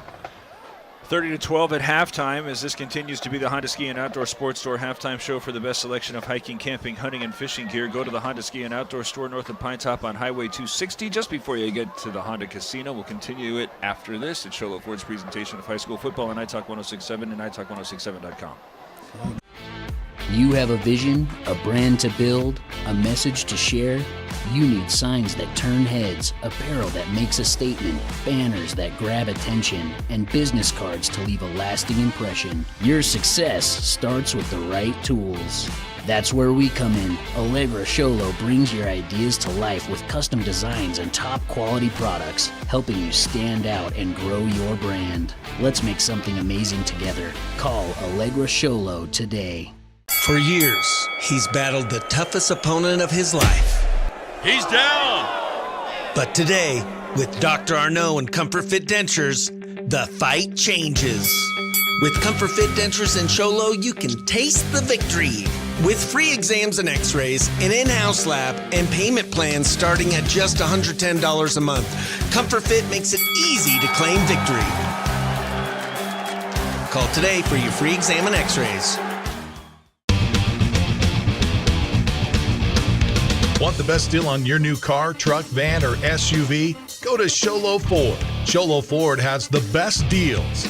Not only does Sholo Ford sell the #1 truck in America, Guy Hatch guarantees you won't find a better deal on that truck anywhere else. Sholo Ford sells the best at the best price. Sholo Ford on the east end of the Deuce and at sholoford.com. When you think glass, think Deemer's Glass in Lakeside. Deemer's Glass offers the best selection of quality glass with affordable prices. They do full home window packages, replacement windows, custom shower doors and enclosures, custom mirrors in many shapes, styles, and colors, glass doors and hardware, commercial glass for buildings and offices, skylights, screens, fire-rated glass for your fireplace or stove, window film, and more. Visit Deemer's Glass today on Porter Mountain Road in Lakeside or call 1-888-GLASSMAN. Want to go fishing? Head to Honda Ski and Outdoor Sport. They have fishing supplies, outdoor fishing attire, and fishing gear. Plus all kinds of bait including live worms, flies, and lures. The staff are experienced anglers and they can advise you on what you need, where to go, and what type of bait the fish are biting on. Plus, pick up your fishing, camping, and boat permits. When you think fishing, think Honda Ski and Outdoor Sport. Located on Highway 260, 1 mile before the casino. This is Angela Diamond for Horn Auto Center, and we have some diamond of deals going on all month long. Check out the Chevy Equinox 2026 all-wheel drive starting at $32,000. Check out this diamond of a deal on the Chevy Silverado, discounted up to $8,000, bringing it under $42,000. Come on down to Horn Auto Center, the Chevy Cadillac GMC store that saved you more. 30-12 Snowflake leading at halftime. This is the Honda Ski and Outdoor Sports Store halftime show. For the best selection of hiking, camping, hunting, and fishing gear, go to the Honda Ski and Outdoor Store north of Pine Top on Highway 260 just before you get to the Honda Casino. Before we take a quick look at the scoreboard, I already talked a little bit about this, but Jaden Lott 8 for 13 for 78 yards. You also have his two favorite targets in Christian Garcia, who's got 30. Ali Gomez has 40 on 3 catches. They each have a touchdown. Haven't had a lot of success running the football as Garcia has 21 yards on 5 carries. Davis 10 on 6. Lobos right now being led by Jacob LeDuc's 238 yards, 10 of 13 from the air with 3 touchdowns. He's also run for another touchdown and has 20 yards on 5 carries. Spread it around to 6 different receivers. It includes 3 catches for 87 yards and a 61-yard score for Christian Smith. Rabin has 2 catches for 43 yards, including that last play at the end of the half that was good for a 22-yard score. And Gian Jones has 100 yards and 70 of them coming on his touchdown receptions. So big numbers from a variety of different players on both sides of the football. Take a quick look at the scoreboard, as there are a couple of scores that both the White Mountain folk and then Snowflake particularly are going to find interesting, including Pueblo, which is leading Catalina Foothills, which is a school that we've been talking an awful lot about because they are on the Lobos schedule. The Lobos able to get the big W at home last week, and the thought, at least from this seat, was that they were going to be able to coast through a series of wins before their last 2 weeks, but right now trailing Pueblo 21-14 at halftime. Yeah, we were hoping they could stack up some wins and help with the strength of schedule for the Lobos. But Pueblo seems to be a little bit of an improved program. Thatcher is leading Push Ridge at halftime 14-0. Don't know if it's necessarily surprised that they're leading 14-0 or that there's the nothing. I'll give Coach Solomon some credit. He before we came on the air, he thought that Thatcher would have a really good shot at winning that football game tonight. So I'd have to say it's not really a surprise.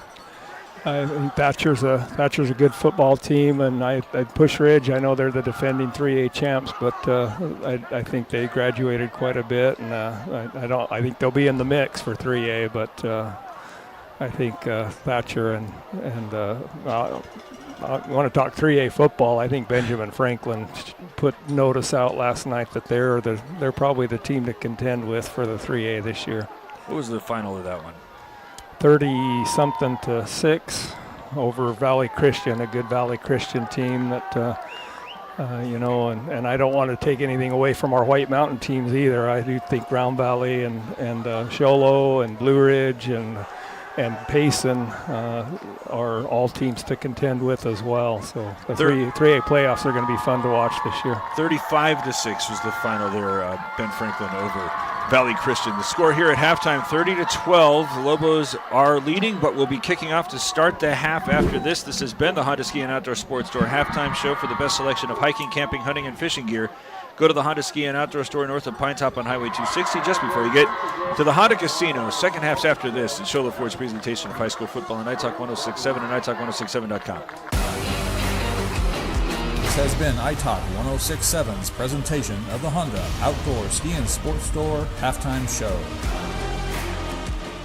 What would you buy with a $3,000 shopping spree at Sportsman's Warehouse? You could load up for hunting, fishing, and camping. Grab a Traeger or a Pit Boss smoker, high-end Vortex optics, or top-notch boots and outdoor gear. When you get your insured windshield replaced by Mountain Mobile Auto Glass and Tint, you get your choice of 2 dinners at Los Corrales and 2 movie tickets, or a $100 window tint certificate. You're entered to win the $3,000 shopping spree at Sportsman's Warehouse. Call Mountain Mobile Auto Glass and Tint today. Northland Pioneer College is cheering for you on and off the field. Secure a win by enrolling in college courses at NPC. Earn college credits in high school, learning new skill or trade. Complete classes that will transfer to any Arizona university. NPC has 3 new bachelor's degree programs and over 100 associate degrees, certificates, and areas of study to choose from. The playing field for your future is wide open. Take a shot and score big by enrolling in classes at NPC. Northland Pioneer College. Your journey starts here. At Summit Healthcare, you'll find a level of care you might not expect from a rural hospital. We've recently received 5 stars from CMS, a prestigious ranking that less than 5% of facilities in Arizona earned. Our cancer center has proven its level of advanced care with a national accreditation from the Commission on Cancer. And we continue to add more doctors and services so that you don't have to leave the mountain to find the care you need. At Summit Healthcare, we're elevating care here at home.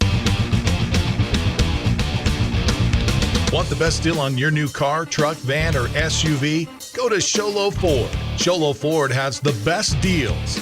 Not only does Sholo Ford sell the #1 truck in America, Guy Hatch guarantees you won't find a better deal on that truck anywhere else. Sholo Ford sells the best at the best price. Sholo Ford on the east end of the Deuce and at sholoford.com.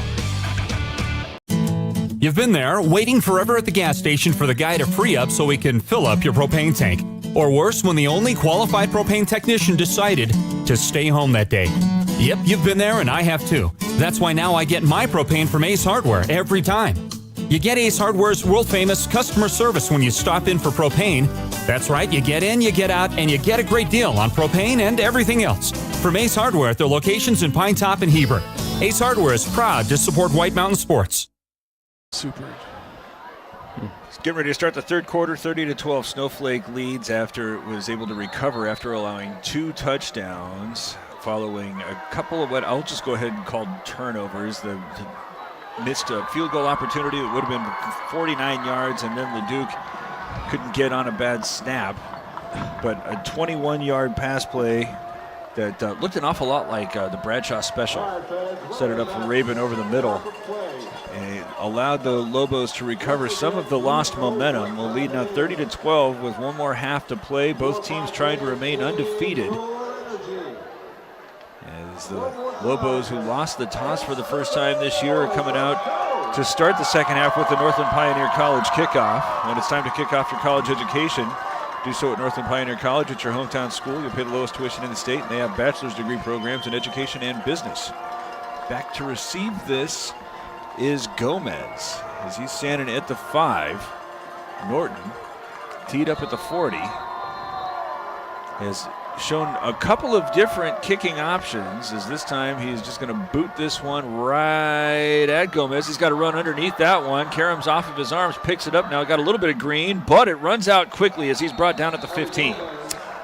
Good job by the Lobos kick coverage team there, and I think, Norton definitely looks like he feels more comfortable kicking the opposite direction tonight, but put that one down to the 4-yard line and a little mishandled by Marcos De Niza, so he got a long field to go. On the 14, trailing 30-12, but the offense showing some strength, particularly again from Ali Gomez, who's going to go out wide to the right side and get a continued matchup with Rabin.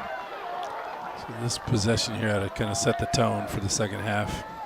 Jones now backing away from Baker on the near sideline. Turn and give Davis, who is met at the line of scrimmage and dropped for no gain. See, they sent Jackson Merrill, who we normally have called his number a few times by this point of a game, but he came in off that edge to make that tackle, or at least make the initial contact on that play. Gio Matus is the player who's right now struggling to come up, one of the Marcos De Niza tackles. And this is the Summit Healthcare Regional Medical Center injury report. Summit Regional Medical Center has everything your athlete needs to get back in the game. He was initially remaining on his front, now has gone back onto his back, and seems to be having a conversation about his left knee. As they're trying to get underneath the pad. Oh, no, it looks like they're going to help him up. All right, he's not entirely confident on it there. Putting a little weight on it, but that's good to see. Well, he's a pretty good sized kid, ain't he? Play like that, he probably got rolled up on from behind or from the side a little bit, but hopefully we'll see him back in the game. Well, he was kind of motioning underneath the pads. I wonder if he kind of banged it up, fell on it. More of a bruise than anything interior. He's going to have to step out. We'll keep an eye on the sideline for him, as they're again going to split Gomez wide to the right side. Only man over there to defend him is Rabin. They've had a lot of success on the slant. Looking at 2nd and 10. Garcia's now in the backfield in the pistol, but they don't have enough men out there. I'm missing number 33, a tight end. Got to use a timeout here in the first minute of the half, trailing 30-12, facing 2nd and 10. It's Sholo Ford's presentation of high school football on iTalk 1067 and iTalk1067.com. You have a vision, a brand to build, a message to share. You need signs that turn heads, apparel that makes a statement, banners that grab attention, and business cards to leave a lasting impression. Your success starts with the right tools. That's where we come in. Allegra Sholo brings your ideas to life with custom designs and top quality products, helping you stand out and grow your brand. Let's make something amazing together. Call Allegra Sholo today. Good. He's a good man. Good guy. Padres have to use a timeout after suffering the injury. As I think using the timeout, though, may have allowed Matus to go back out there. I don't see him on the sideline. Did not have enough men on the field. Yeah, they were running 33 on late, that H-back, I think. So now facing 2nd and 10. Going to go with a short drop pump fake. And now bumping into him is Jones, well outside the line of scrimmage. And they've been allowing both of these teams to kind of have a little bit of extra contact. Jones was not buying that pump fake at all. He was just trying at that point to make sure Baker didn't get behind him. Yeah, he did a really good job kind of jamming that route up at that point of that double move. I think they were trying to throw a stop and go, and Gian did a really good job kind of jamming that route early, and he got away with it. They didn't they throw the flag on him. So it's kind of what you want to see. I'm wondering, though, normally it's a 5-man officiating crew, right? Now they're only running with 4. Are they short officials in the Valley? Must have missed somebody tonight. So. Nice job unloading that one to get it to the 20. There was all sorts of pursuit that was coming after Lott. Thought I might have seen a flag down, but there's an awful lot of yellow on the field regardless, and I believe that was Jack Butler who forced him to unload that one a little bit earlier than he wanted, but right now it looks as if the Lobos have forced a 3 and out. Oh, no, they got 5. I'm sorry. I don't count well. Oh. I thought I saw 4 on a kick earlier, and then I only could see 4 that last time, but I missed somebody on that far sideline. Back to receive. Standing just in Snowflake territory is Smith and Willis. This one's angling toward Willis. Takes a big hop, and he's going to allow that one to roll. Keep going over the 40 and then over the 35 before finally settling at the 34. Big punt there. Took a right turn and stayed inbounds there. Got an extra 5 yards, a little bit more actually off that punt. We sure played a lot of games on surface, on artificial turf, and it's going to, you get to see a lot more rolls on those punts and things like that. But have we been on a grass field yet this year? Bradshaw? Nope. That's turf. And so is Coco, right? No, so this, No, not yet. Next week, Poston Butte, they still have grass, I believe. Here come the Lobos, who needed 44 seconds to get in the end zone at the end of the half. Turn and give. No, fake the give. Green catch this one over the middle with Willis as he's now accelerating at midfield, trying to get away from one man. Does so at the 30. He's down the near sideline at the 20, the 10, and in the end zone for the score. A 66-yard touchdown and another one-play scoring drive here for the Lobos. Both teams have taken advantage of that slant a lot tonight, catching those safeties and linebackers up and the nobody back, and Christian Smith with the speed earlier, and then Coulter Willis showing us his speed there on that one. Yeah, he pulled away there. That you're winning early in that run if he had enough to get there, but he ran that DB by 5 yards. The Duke now over 300 yards, 11 of 14. He has scoring passes of 61, 70, and 66 yards.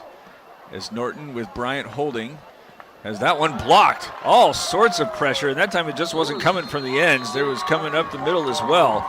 36-12, though. The Lobos will take the lead further with 10:36 to go in the third quarter. It's Sholo Ford's presentation of high school football on iTalk 106.7 and iTalk106.7.com. For years, he's battled the toughest opponent of his life. He's down! But today, with Dr. Arnaud and Comfort Fit Dentures, the fight changes. With Comfort Fit Dentures and Sholo, you can taste the victory. With free exams and x-rays, an in-house lab, and payment plans starting at just $110 a month, Comfort Fit makes it easy to claim victory. Call today for your free exam and x-rays. Northland Pioneer College kickoff. When it's time to kick off your college education, do so at Northland Pioneer College. Pay the lowest tuition in the state. Your hometown school offers bachelor's degrees in education and business.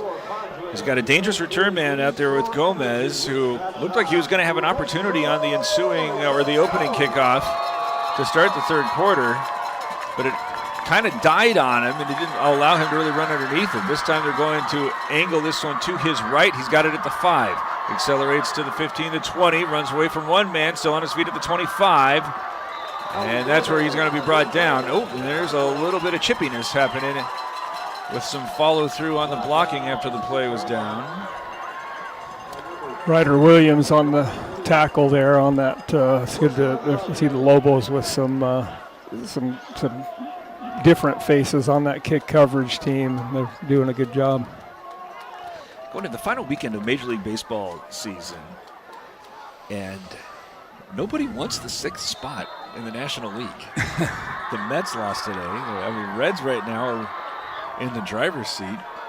This is all sorts of wackiness in expanded playoffs, as this is going to be the case. As Lott throws this one off his back foot, able to get that one over the middle, and a nice diving grab there from Gomez. Yeah, I think you're kind of seeing the result of those couple of earlier passes that they scored on. The safeties definitely got a deeper drop. this time, and we're just kind of keeping everything in front, and that kind of opened up that area in front. Hayden Nichols was sent on a blitz on that play too, so that left only one linebacker in the middle on the coverage there. That was a tough delivery there for Mott. Well, that was Hayden in his face on the throw. So 16 yards and a first down, 9:58 to go, trailing 36-12, now approaching midfield. Man comes in motion to the near side, instead turn and give to Garcia, trying to fight his way back to the line of scrimmage. There was a little bit more success running between the tackles in the first half for the Padres. You're able to get in the end zone, really relying on the passing game, but there's not been much going between the tackles since. yeah, good contain there. Garcia looked surprised that that wasn't blocked on the edge where he seemed to want to go, but Ziggy did a good job of containing that, and then Hayden coming up and filling. Hayden or Connor, I didn't see which linebacker made that tackle.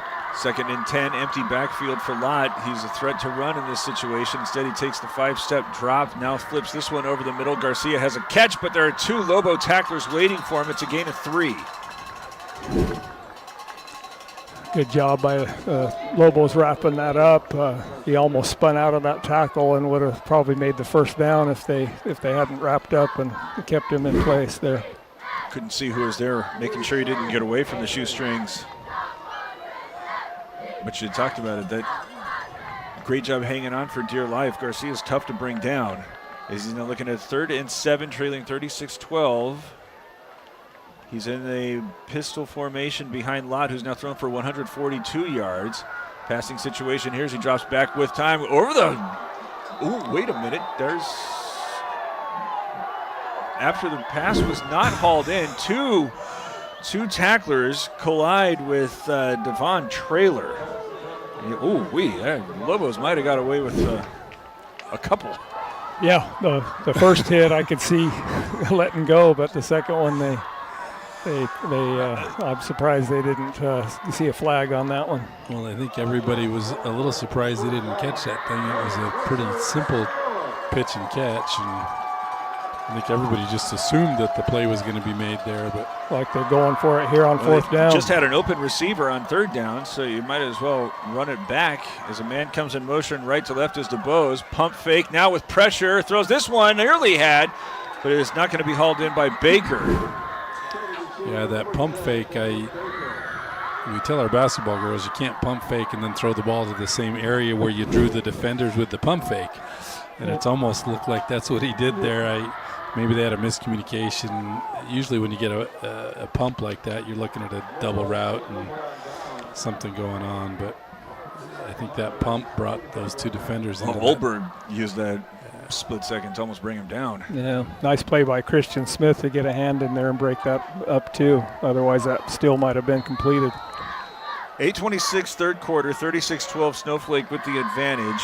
This seems as if it's a recipe for an awful lot of green as he is able to fight through a couple of tacklers and continue to stay upright as he goes over the 45 and down toward the 40. Looked like he was going to get stopped in the backfield, winds up gaining 3. Green trying to answer the call like there, like you mentioned too. He's getting hit from probably a step behind the line of scrimmage, but still fighting. And that was a tough 3 yards. 2nd and 7 with the clock moving. This drive started in Marcos De Niza territory after the Padres went for it on 4th down. Got Smith split wide right. Now Rabin running behind the line of scrimmage. Looking again like maybe that snap was a little bit early, but LeDuc is able to use his physicality to run over the 40 and then fight his way toward the 35 and make it 3rd and short. You talk about making something out of nothing there. It seems as if he was LeDuc, running before any of his blockers had become upright. Gains 5. We mentioned strength and conditioning earlier. Jacob just he's not skipping leg days, and you see that drive there on that run. Great job by Jacob with a little extra help from his O-line. 3rd down and 2. Lobos have been trying to use clock here. It's a minute and a half off. Oh, now what's this? That'll be his 3rd or 4th offsides tonight. He might be a little fired up for the game tonight, but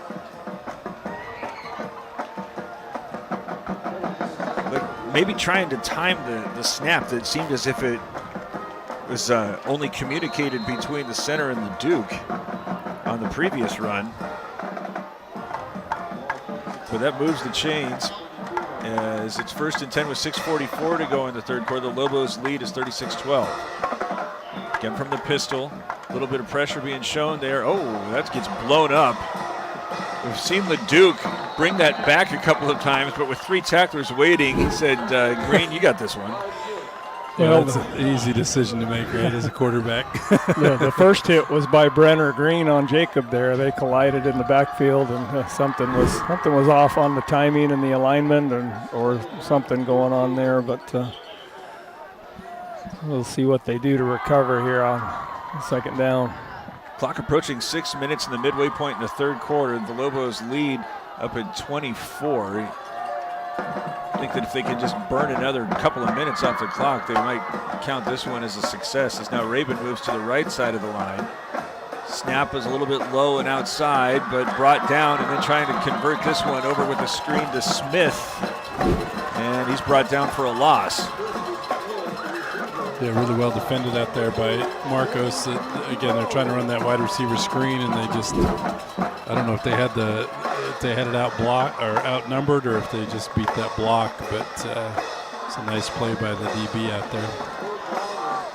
Still 12 of 15. The Duke has had a couple of passes that went for short losses or no gain. The passer rating's got to be off the charts, as he's now looking at 3rd and 17.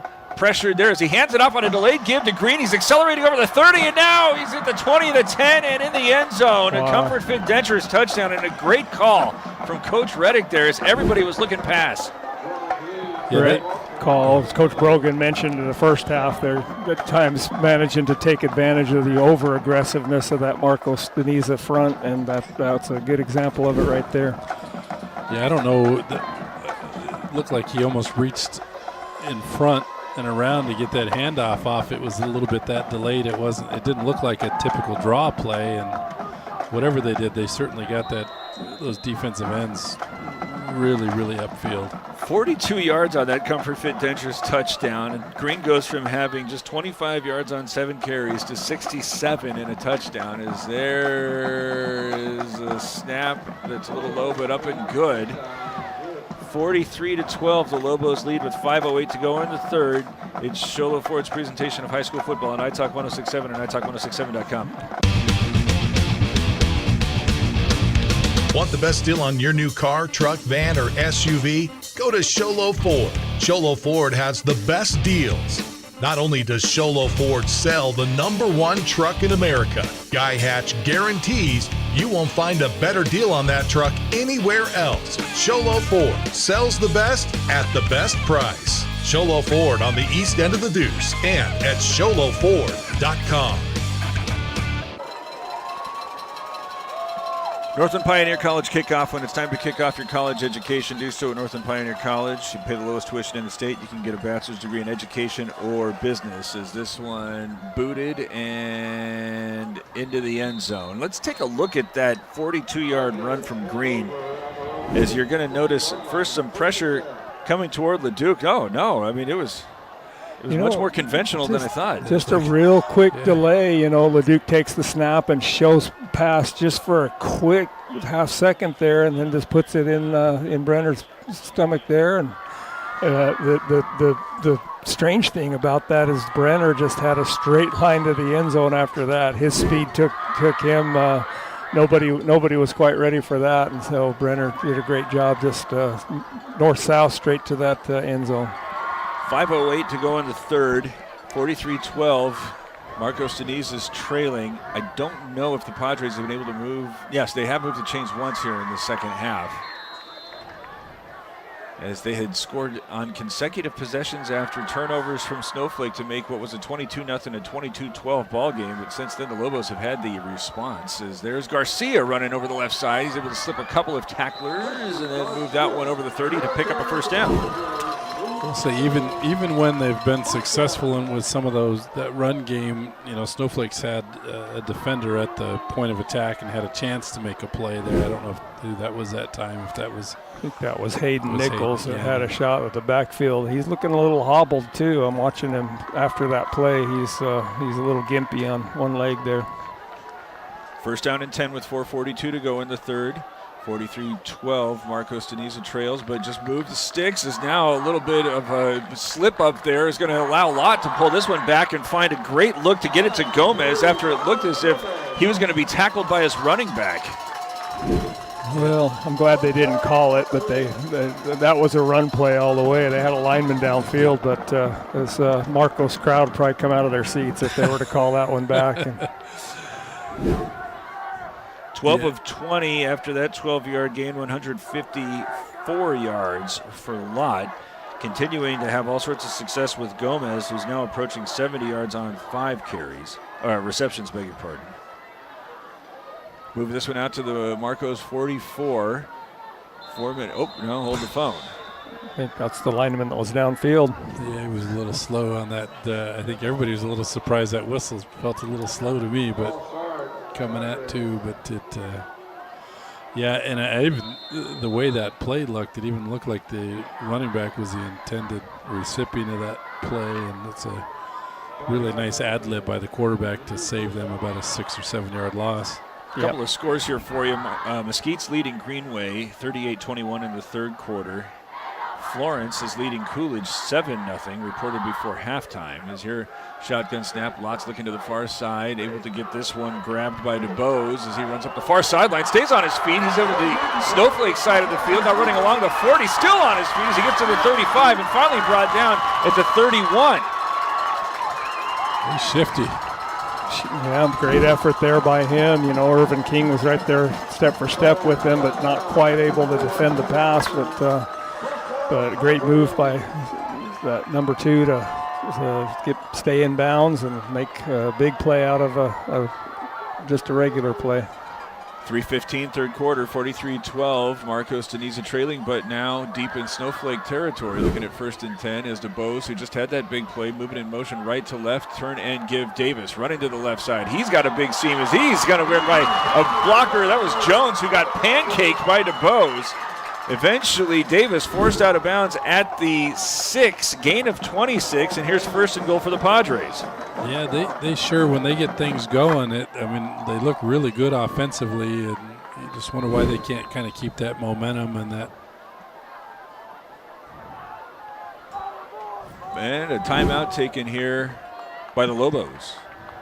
Leading 43-12, but have just given up 2 big plays and are now looking at an and goal situation on the defensive side. It's Sholo Ford's presentation of high school football on iTalk 106.7 and iTalk106.7.com. When you think glass, think Deemer's Glass in Lakeside. Deemer's Glass offers the best selection of quality glass with affordable prices. They do full home window packages, replacement windows, custom shower doors and enclosures, custom mirrors in many shapes, styles, and colors, glass doors and hardware, commercial glass for buildings and offices, skylights, screens, fire-rated glass for your fireplace or stove, window film, and more. Visit Deemer's Glass today on Porter Mountain Road in Lakeside or call 1-888-GLASSMAN. 1st and goal from the 6, getting ready here with Marcos, who's used a couple of big plays to set it up. A couple of scores to make you aware of. Catalina Foothills has now tied Pueblo 21 up. And Micah Mountain is leading Sarita. I believe that was 24-0. We'll keep an eye on all those. As here comes 1st and goal from the 6 for the Padres. Empty backfield. Lott drops back, looking toward the goal line. Has this one out behind his receiver and off the fingertips of his intended man, DeBose. No, that is Honeyman. Yeah, Merrill was right there about the same time the ball was delivered, and really good hit on the receiver. Ball hung up for a minute. I was hoping somebody could run under that thing, but 2nd and goal.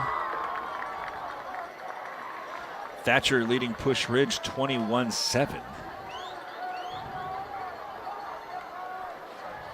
Is now with Davis back in the pistol. Lott with two receivers going out to the right, instead looking left, pressured from the front. He's going to throw this one up for grabs. It's taken away by Jones. He's running it out of the end zone along the near sideline and out of bounds before he can get to the 20. That ball was just jumped up between him and Baker, and Gion's able to come down with it for the third pick for the Lobos. Good play by Gian there. That ball was either one of them, whoever wanted it more, and Gian able to come away with that. So good answer by the Lobos. Give all the credit to Marcos De Niza. They're fighting, they're battling, they're down pretty big, but they're still working at it here. And I see a very good football team that, again, we've mentioned it before, they're going to present some challenges down the road for some teams. 43-12 with 2:47 to go in the third quarter. Seeing an awful lot of Brenner Green on the previous possession. He gets the call, running to the left side, cuts it up over the 20, the 30, still on his feet over the 40. He's at the far sideline at the 50, still up at the 40. He's at the 30, Green's at the 20, 10-5. Touchdown Snowflake. Oh my. From 82 yards out. That's just a football player making a football play. I don't know how you describe that other than he just is a football player, Coach. Yeah, 100%. Great run, and you just ran right through a tackler, and then you see the speed behind it. So, Brenner maybe he's listening to our broadcast. We mentioned too many other names tonight. He's just going to take it right back over. Great job by Brenner. Comfort Fit Dentures touchdown. That is the third scoring drive of just one play for the Lobos. It's coming off of a second and goal play that was a jump ball that Baker couldn't come down with for Marcos De Niza. Jones was able to wrestle it away, and then Brenner Green. Oh, and another bad snap. Norton's going to try to do something with it. Oh, yeah, he throws this one up for grabs. I think that... Gary, you premium. Talked about how he's kind of becoming a weapon. You probably want him to just go ahead and cede that, right? Yeah, and in high school, again, another one of those, there's different rules for high school on a PAT. That's just a dead ball. Nobody can pick it up and run it back for any points or anything. So that'll be a coaching point for the Lobos this week, is how to handle a field goal differently than a PAT. 49-12, 2:31 to go. Well, at least we got there. Running clock should be moving now, though, so. We're going to confirm that. Let's see. I even pulled up the AIA rule book last week and had it wrong, so I guess I'm not even going there. So 35 or more in the second half. Yeah. And we're at 37, and there the clock is moving. Northland Pioneer College kickoff is taken short at the 10. Looking for some help as he starts moving to the right side is Baker, brought down by the shoulder pad at the 15. Is that Williams again? Or is it, 24? 24, Buchanan Smith. Good job by Cannon. It's good to see Riggs Tingy on that kickoff team too. Riggs playing with a cast on his hand, but he's a senior that I'm glad to see him getting back on the field. He's been sidelined by that broken arm for most of the season. 49-12. The first quarter involved a couple of big defensive sequences from both sides, and we were rather publicly settling in for what was expected to be a low-scoring showcase. Pretty quick low-scoring game, and I guess we got the opposite. Lots out there with Davis behind him as he gets the call, starts moving to the left, goes through traffic to get over the 20, has a good first-yard gain of 6. And again, they've had some success when with a couple of these runs when they get off tackle a little bit. I mean, I think they want to be a power run team and try to run in between the guards up front, but they've run off tackle a little bit. Had some success doing that tonight. Under a minute to go here in the third. Marcos still rather deliberate in the huddle, but trailing by an awful lot. We've talked about the upcoming schedule. Probably more advantageous to continue to develop strong points of habit, as this one's handed off to Davis, trying to get around the line of scrimmage and is able to fight his way over the yard marker. Looked like he was going to be stopped right at the line. Instead, he's going to pick up 3 yards and a first down. Yeah, and Jackson Merrill did a really good job on that play and hit him right in the hole. He was just able to kind of shake free, though, before the rest of the team got over. So move the chains, but that is probably going to be the last play of the third quarter. 3 seconds, 2 seconds, and there's the horn. 49-12 going into the final period of play. The Lobos have the advantage in Show Low Ford's presentation of high school football on iTalk 106.7 and iTalk106.7.com. Want to go fishing? Head to Honda Ski and Outdoor Sport. They have fishing supplies, outdoor fishing attire, and fishing gear. Plus all kinds of bait including live worms, flies, and lures. The staff are experienced anglers, and they can advise you on what you need, where to go, and what type of bait the fish are biting on. Plus, pick up your fishing, camping, and boat permits. When you think fishing, think Honda Ski and Outdoor Sport. Located on Highway 260, 1 mile before the casino. This is Angela Diamond for Horn Auto Center, and we have some diamond of deals going on all month long. Check out the Chevy Equinox 2026 all-wheel drive starting at $32,000. Check out this diamond of a deal on the Chevy Silverado, discounted up to $8,000, bringing it under $42,000. Come on down to Horn Auto Center, the Chevy Cadillac GMC store that saves you more.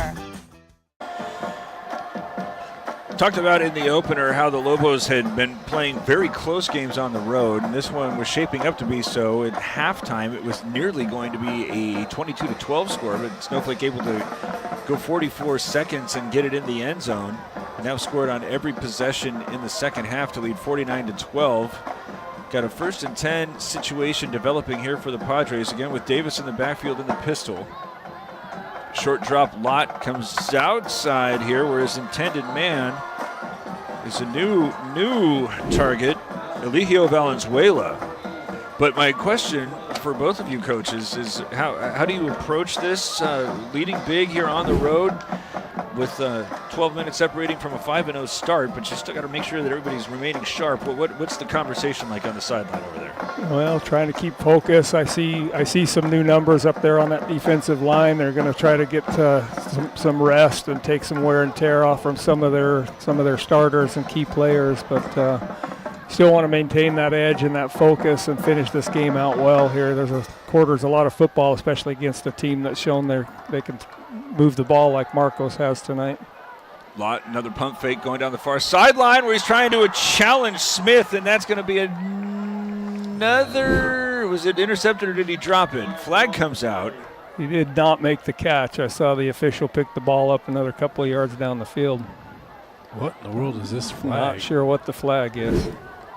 Oh, he called a pass interference. That's what he's signaling into the white hat.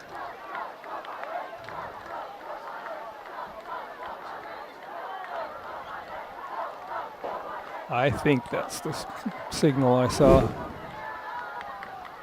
I thought it was a really good play here by Smith. I do too. Played inside of the receiver. Playing the ball all Maybe the way. they're calling face mask. Oh, you know what? It might be offensive pass interference. Yeah, I saw him say something about grabbing the helmet, so they must have got that on the offensive player. Looks like they're waving it off, though.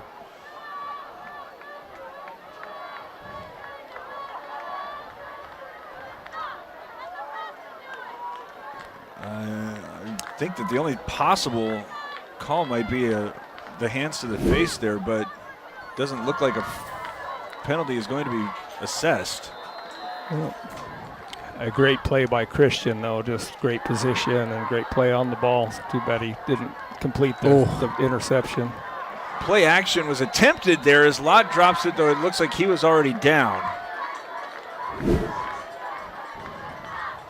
Wyatt Johnson there on one end, and Jack Butler coming in off the other side to put pressure on Lott there. Yeah, and Johnson beat his man almost immediately off you could see that one coming from our angle.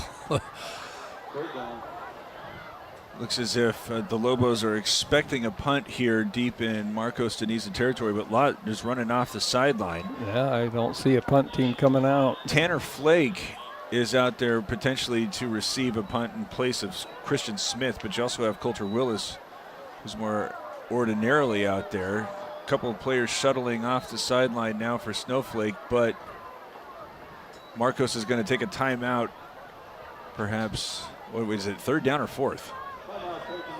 They have Scoreboard's showing third. Third on the sticks, too. So was there a penalty that they called on that incompletion? Or?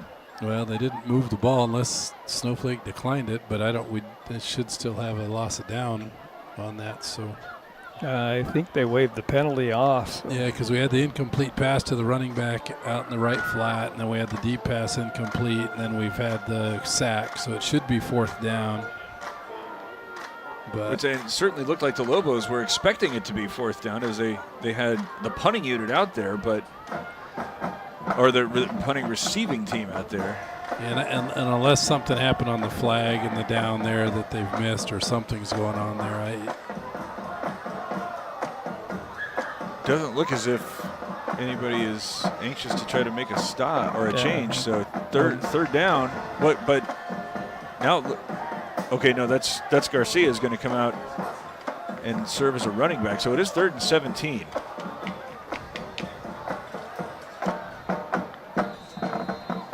Yep.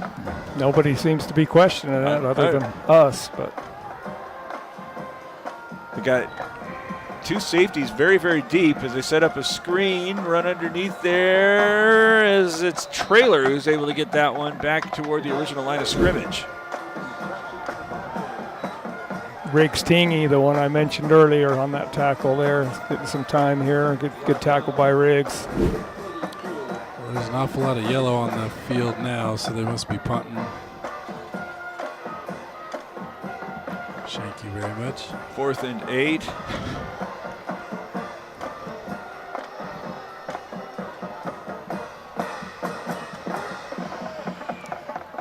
Now the question is who's back to receive. Is this one's angling? No, it will be Smith, as he's going to allow that to go out of bounds.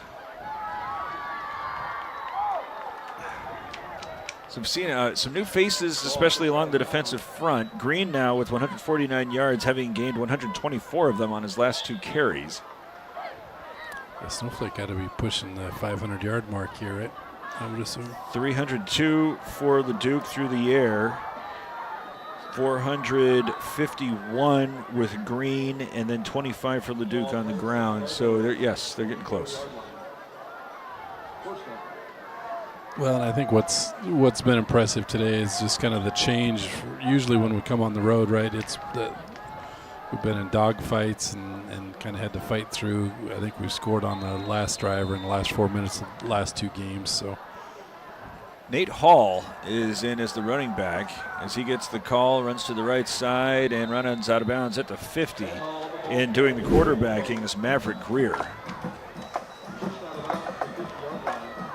Getting some young guys in here, getting some time for them, and good for them to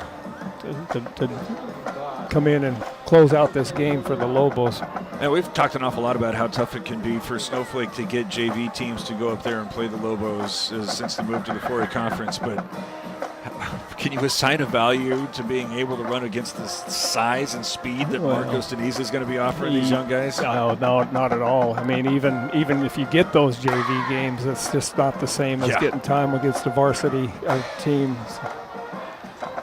Fake the handoff. Hall, this is going to be dangerous as it's run underneath and intercepted. Going in the other direction is DeBose as he's going to be able to waltz in from 50 yards out, a pick 6. There's a learning opportunity there for Greer. And throwing that screen out to this wide side of the field made for a long throw, and DB made a pretty good break on the ball. Yeah, somebody needed to be blocking that guy, and on that play, it's a screen pass, so he can be blocked earlier, and so some assignment breakdown and an ill-advised long pass there. First time the Padres have been able to get into the end zone here in the second half. 7:47 to play, now trailing 49-18.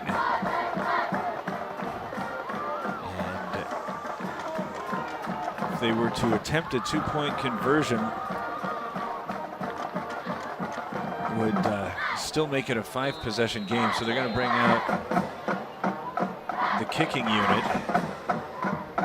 Snowflake late getting a few players out there, as there is another mishandled snap, and Gomez will be brought down. So Snowflake essentially attempted that with 10 men on the field. And so both sides are having a hard time with the long snapping situations. Gomez was tackled awkwardly, but he's able to hop up.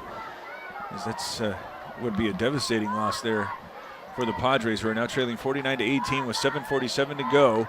Fourth quarter. It's Sholo Ford's presentation of high school football on iTalk 106.7 and iTalk1067.com. What would you buy with a $3,000 shopping spree at Sportsman's Warehouse? You could load up for hunting, fishing, and camping. Grab a Traeger or a Pit Boss smoker, high-end Vortex optics, or top-notch boots and outdoor gear. When you get your insured windshield replaced by Mountain Mobile Auto Glass and Tint, you get your choice of 2 dinners at Los Corrales and 2 movie tickets, or a $100 window tint certificate. You're entered to win the $3,000 shopping spree at Sportsman's Warehouse. Call Mountain Mobile Auto Glass and Tint today. Yeah, Edge needs to do more to break that up. Oh, we were talking over the break how difficult to throw that was for Maverick Greer, as that I believe started on the far hash and was picked off on the near hash. Which how many yards separate those 2 hash marks? That was probably, I think his receiver was closer to the numbers on this far side, so a good 30 yards, I'd say.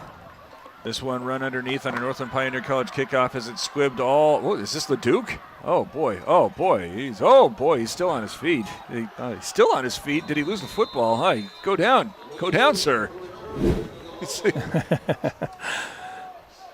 Yeah, interesting decision there to have several guys on that kick return team. just go down. It's just. Yeah, when it's time to kick off your college education, do so at Northland Pioneer College. You will pay the lowest tuition in the state, and you can pursue 4-year degrees in education and business. You love the dog, but he's a pretty important piece. Yes. Oh, man, that ball is fumbled, and now fumbled again, scooped, and no, it's still fumbled. I think Snowflake may have got that back. It looked like one of the linemen came in there and fell on it. Maybe not. So it should be first down because they did have possession of it when they picked up and ran the ball, but we'll see if anybody gets to that point, Coach. Even 1st and 10. It should be 1st and 10, right? Because it was he recovered the fumble and then fumbled it back. Again. Yeah, it was turned over twice. Nope, Instead they're going second and very long. Second, they got to get it all the way out to the 33. Line of scrimmage is the 4. You do the math. From the end zone, Maverick Greer and Hall. There's some pressure. They're going to run that one with Hall. He's able to get away from the goal line all the way outside the 10 toward the 14. It's a nice run. Yes. Job by Nate. He got into the second level. Look, watching their step to the right and then cut left.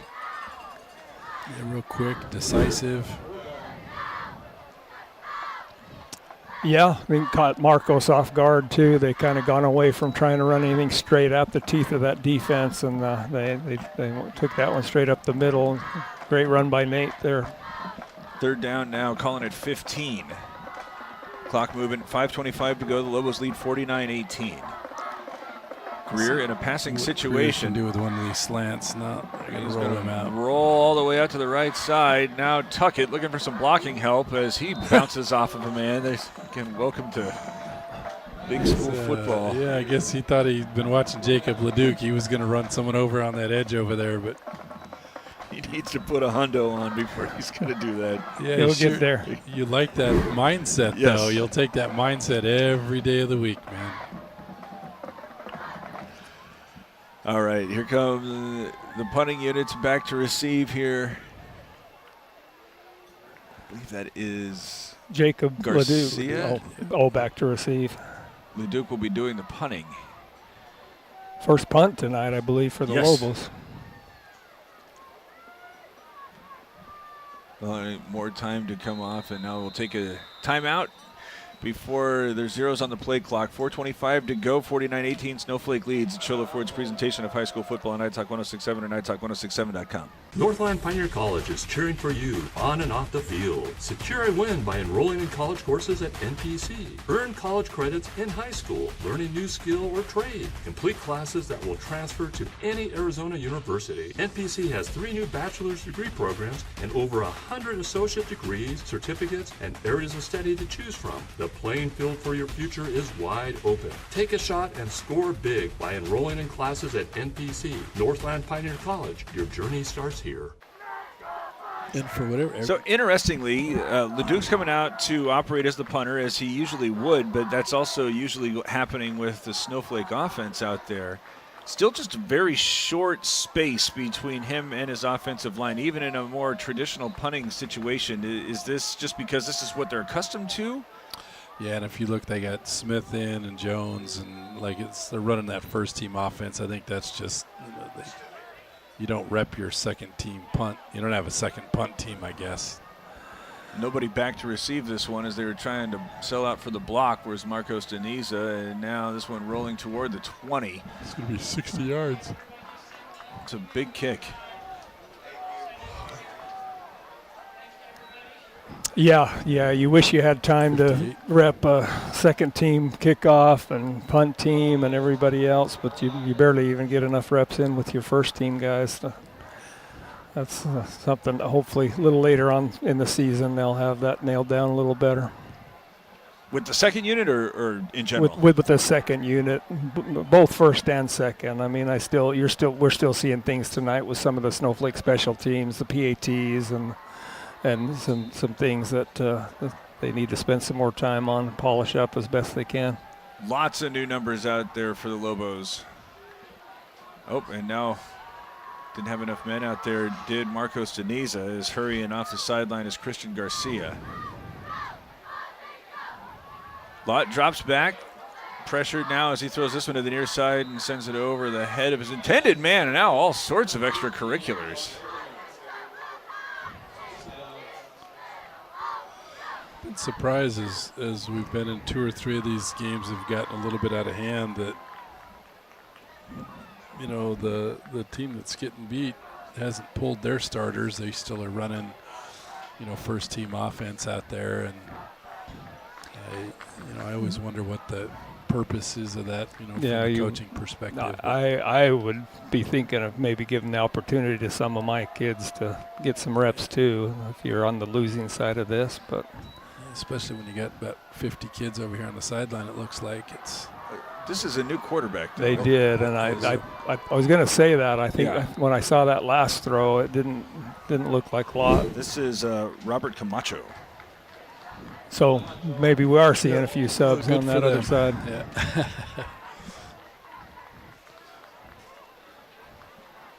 Clock approaching 2 minutes to go. Snowflake's going to run its record to 5-0, and then take on a Poston Butte team and another trip down to this time Santan Valley, where the Snowflake has already played twice since the move up to the 4A like conference. we're on some kind of a 2-for-1 deal with all of these teams down here. We play 2 down here and one up at home. Or something. I know we went to Poston Butte last year and we came to Marcos last year. So Poston, though, being a conference game. Yeah. I don't know how they don't flip the home and home. Well, this is the first year of a 2-year block, so next year should be the. So is football they're off schedule from basketball, or they may. I know they switch divisions regularly with competitiveness issues and things, so you may have some funny scheduling issues, but.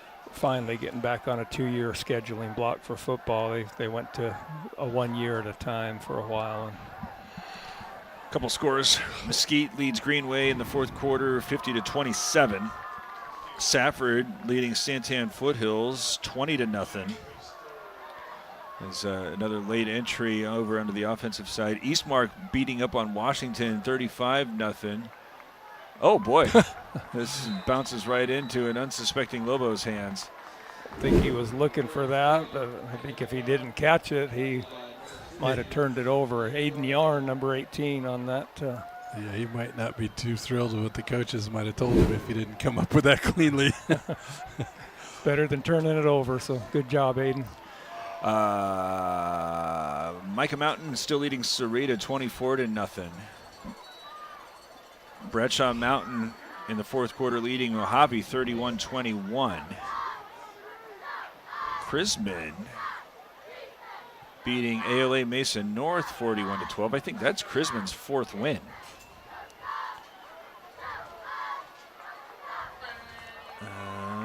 Anything else of interest? There we go. Oh, that's going to be the ballgame. Yeah. I find that interesting. Is that final score now 49-18? The Lobos get the W and are now 5-0. We'll start telling you about it after this. It's Sholo Ford's presentation of high school football on iTalk 1067 and iTalk1067.com.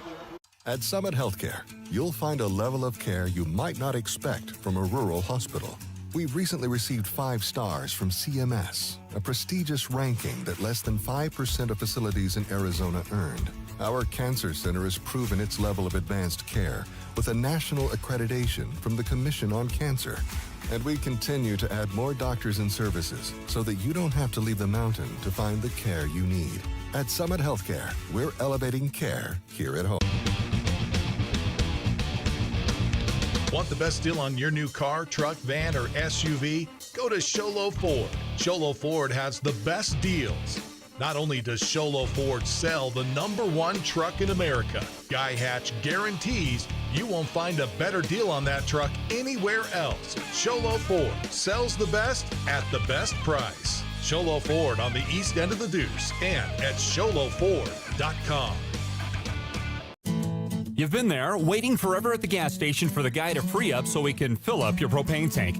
Or worse, when the only qualified propane technician decided to stay home that day. Yep, you've been there and I have too. That's why now I get my propane from Ace Hardware every time. You get Ace Hardware's world-famous customer service when you stop in for propane. That's right, you get in, you get out, and you get a great deal on propane and everything else. From Ace Hardware at their locations in Pine Top and Heber. Ace Hardware is proud to support White Mountain Sports. You have a vision, a brand to build, a message to share. You need signs that turn heads, apparel that makes a statement, banners that grab attention, and business cards to leave a lasting impression. Your success starts with the right tools. That's where we come in. Allegra Sholo brings your ideas to life with custom designs and top quality products, helping you stand out and grow your brand. Let's make something amazing together. Call Allegra Sholo today. Oh, another big score to tell you about before we start talking postgame. Catalina Foothills has taken a 28-27 lead over Pueblo. The Lobos are trying to play as many home games in the playoffs as possible, so going to need that to continue to go in their way. As many of these opponents that are able to get these W's, Snowflake's making that feed me sign, you know. It happened in the wrong direction last year and through no fault of their own. We ended up having to go down to Arizona College Prep in the semifinals. Kind of looking at that conversation over here for Marcos De Niza, which we were looking at the schedule on the approach. There's not an awful lot of help as far as power rankings go. They don't have an awful lot of help after the games that have been completed. So this is a big game from Marcos' perspective, and it started out very closely. But the Lobos eventually ran away. What led to that separation? Well, first of all, talking about your playoff scenario, I think Marcos is definitely going to be in that, especially since that field's expanded to 24 this year from 4A. They'll definitely be in that playoff field. I could see them easily winning out on their schedule, most likely, and so they should be in there as a region champ too. But you know, my takeaway from tonight on this game, I think we saw a pretty lopsided score ended up there, but a pretty good football game. Yeah. Two pretty good football teams, a lot of good football played out there, and especially encouraging from my perspective as I'm gonna crown myself as I'm a top Lobo fan, you know, and I think we saw a big step forward tonight from the Lobo offense, especially that we've been looking for. I think we were hoping to see that when they were in Prescott Valley over at Bradshaw Mountain. They did play really well against Catalina Foothills last week at home, but to come on the road and put up probably the most yards and the most points that they've put on the scoreboard this year. So just a big step forward for the Lobos, and they're going to have to be effective like that on some important road trips coming up next week at Poston Butte High School. And then in a few more weeks on down the road, coming down to Eastmark High School for some big region games. So shout out to Coach Reddick and his staff. They had these guys well prepared tonight. I was happy to see it. They came out strong. Little bit of a loss of focus, I think, contributed to some of Marcos' success and momentum in the second quarter, but the Lobos regained their footing and played well throughout the rest of the night. We had talked about in the first quarter how it looked as if Snowflake was really concerned with the Marcos De Niza skill position. And then you watch as Christian Smith gets the scoring started with a 61-yard touchdown reception. Gian Jones shortly thereafter, 70 yards. Coulter Willis in the second half, 66 yards. The skill position and the speed that the Lobos are able to offer, highlighted with their tight end / H-back Mason Rabin, who is getting single coverage against one of the better receivers in the 4A conference, I think, when we were talking about Gomez. That I think is a perfect illustration about how deep Snowflake skill position players are, and what is it going to do for the running game that Snowflake likes to pride itself on if they're able to really start getting the ball to all these skill position players. Yeah, when the passing game certainly was the difference tonight, and I think that's what I would leave here most encouraged, for the future, is it feels like we're a little more balanced now going forward, that we got that we have those threats out on the outside that we're able to take advantage of. It felt, prior to tonight we hit some big pass plays, but we weren't real consistent, if that makes sense. And tonight it felt like we took advantage of every opportunity, and it wasn't just a home run ball that we hit. We executed, kind of some short passing game and that intermediate on those slants. So a lot of good stuff to take away from that side of it. So let's consider the Horn Auto Center drive of the game. Horn Auto Center is the Chevy, Cadillac, and GMC store that saves you more. Snowflake gets the scoring started with the 61-yard single-play scoring drive, but then comes back after that with Jacob Leduc's rushing touchdown, 18 yards. It was a short field, but how important was it to demonstrate to Marcos that it wasn't just going to be the big plays that they were going to have to worry about, that they were going to be able to methodically work their way down? Is that the biggest drive, when they were able to use a consistent drive going up the field to get the ball in the end zone after the big play? It definitely helps set the tone and show that that Lobo offense, they have the big play capability, but they can also grind out a drive and work their way down the field and make you work to defend them, and all of that's going to come into play. As we go through a season, there's a lot of football yet to be played, but it's good to see the development of all of those aspects of the Lobo offense, especially tonight. I think the defense has been pretty consistent and pretty solid all through the year, and we want to obviously keep them on an upward trend and playing at a high level, but to see that offense develop and be able to attack in multiple ways. A good example of that tonight is we didn't see Brenner Green really effective early on against a very tough defensive front and middle for Marcos De Niza, but that passing game opened things up, and they had to respect all the Lobo receivers and the passing game. Touches for Brenner turned into really big plays later on in the game. That the Horn Auto Center drive of the game. Horn Auto Center is the Chevy, Cadillac, and GMC store that saves you more.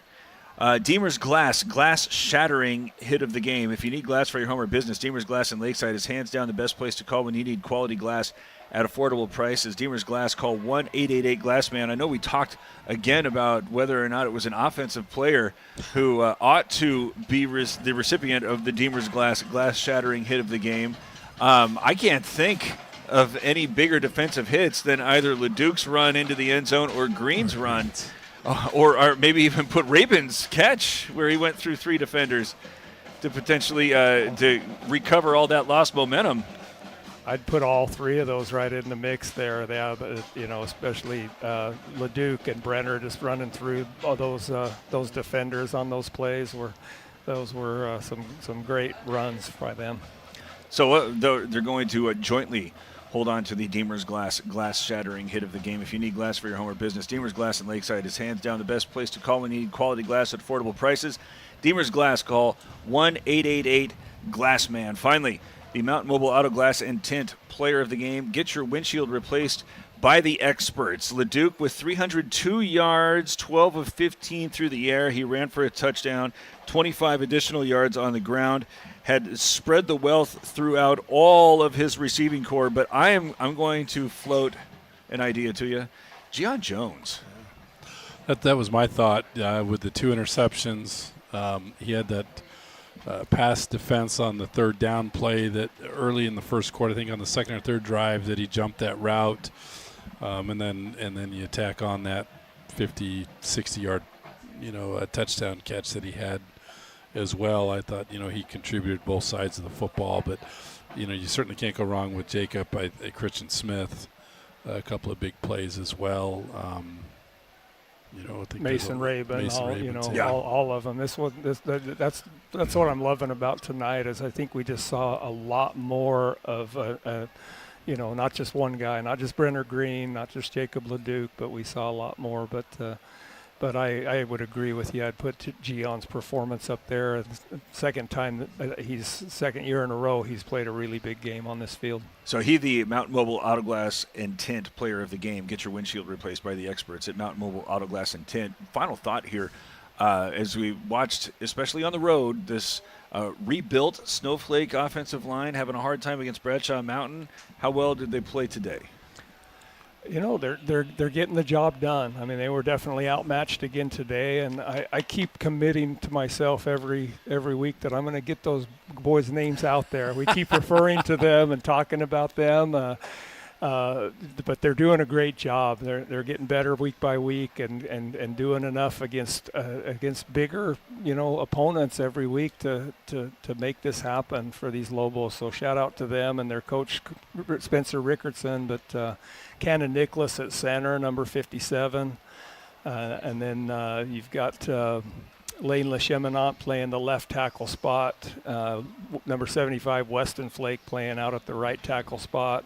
And your guards, Thomas Crockett, number 78, and number 58, Stockton Turley. And, those guys they're getting the job done and getting better week by week. So, and as they keep doing that, the ceiling for this team just keeps rising.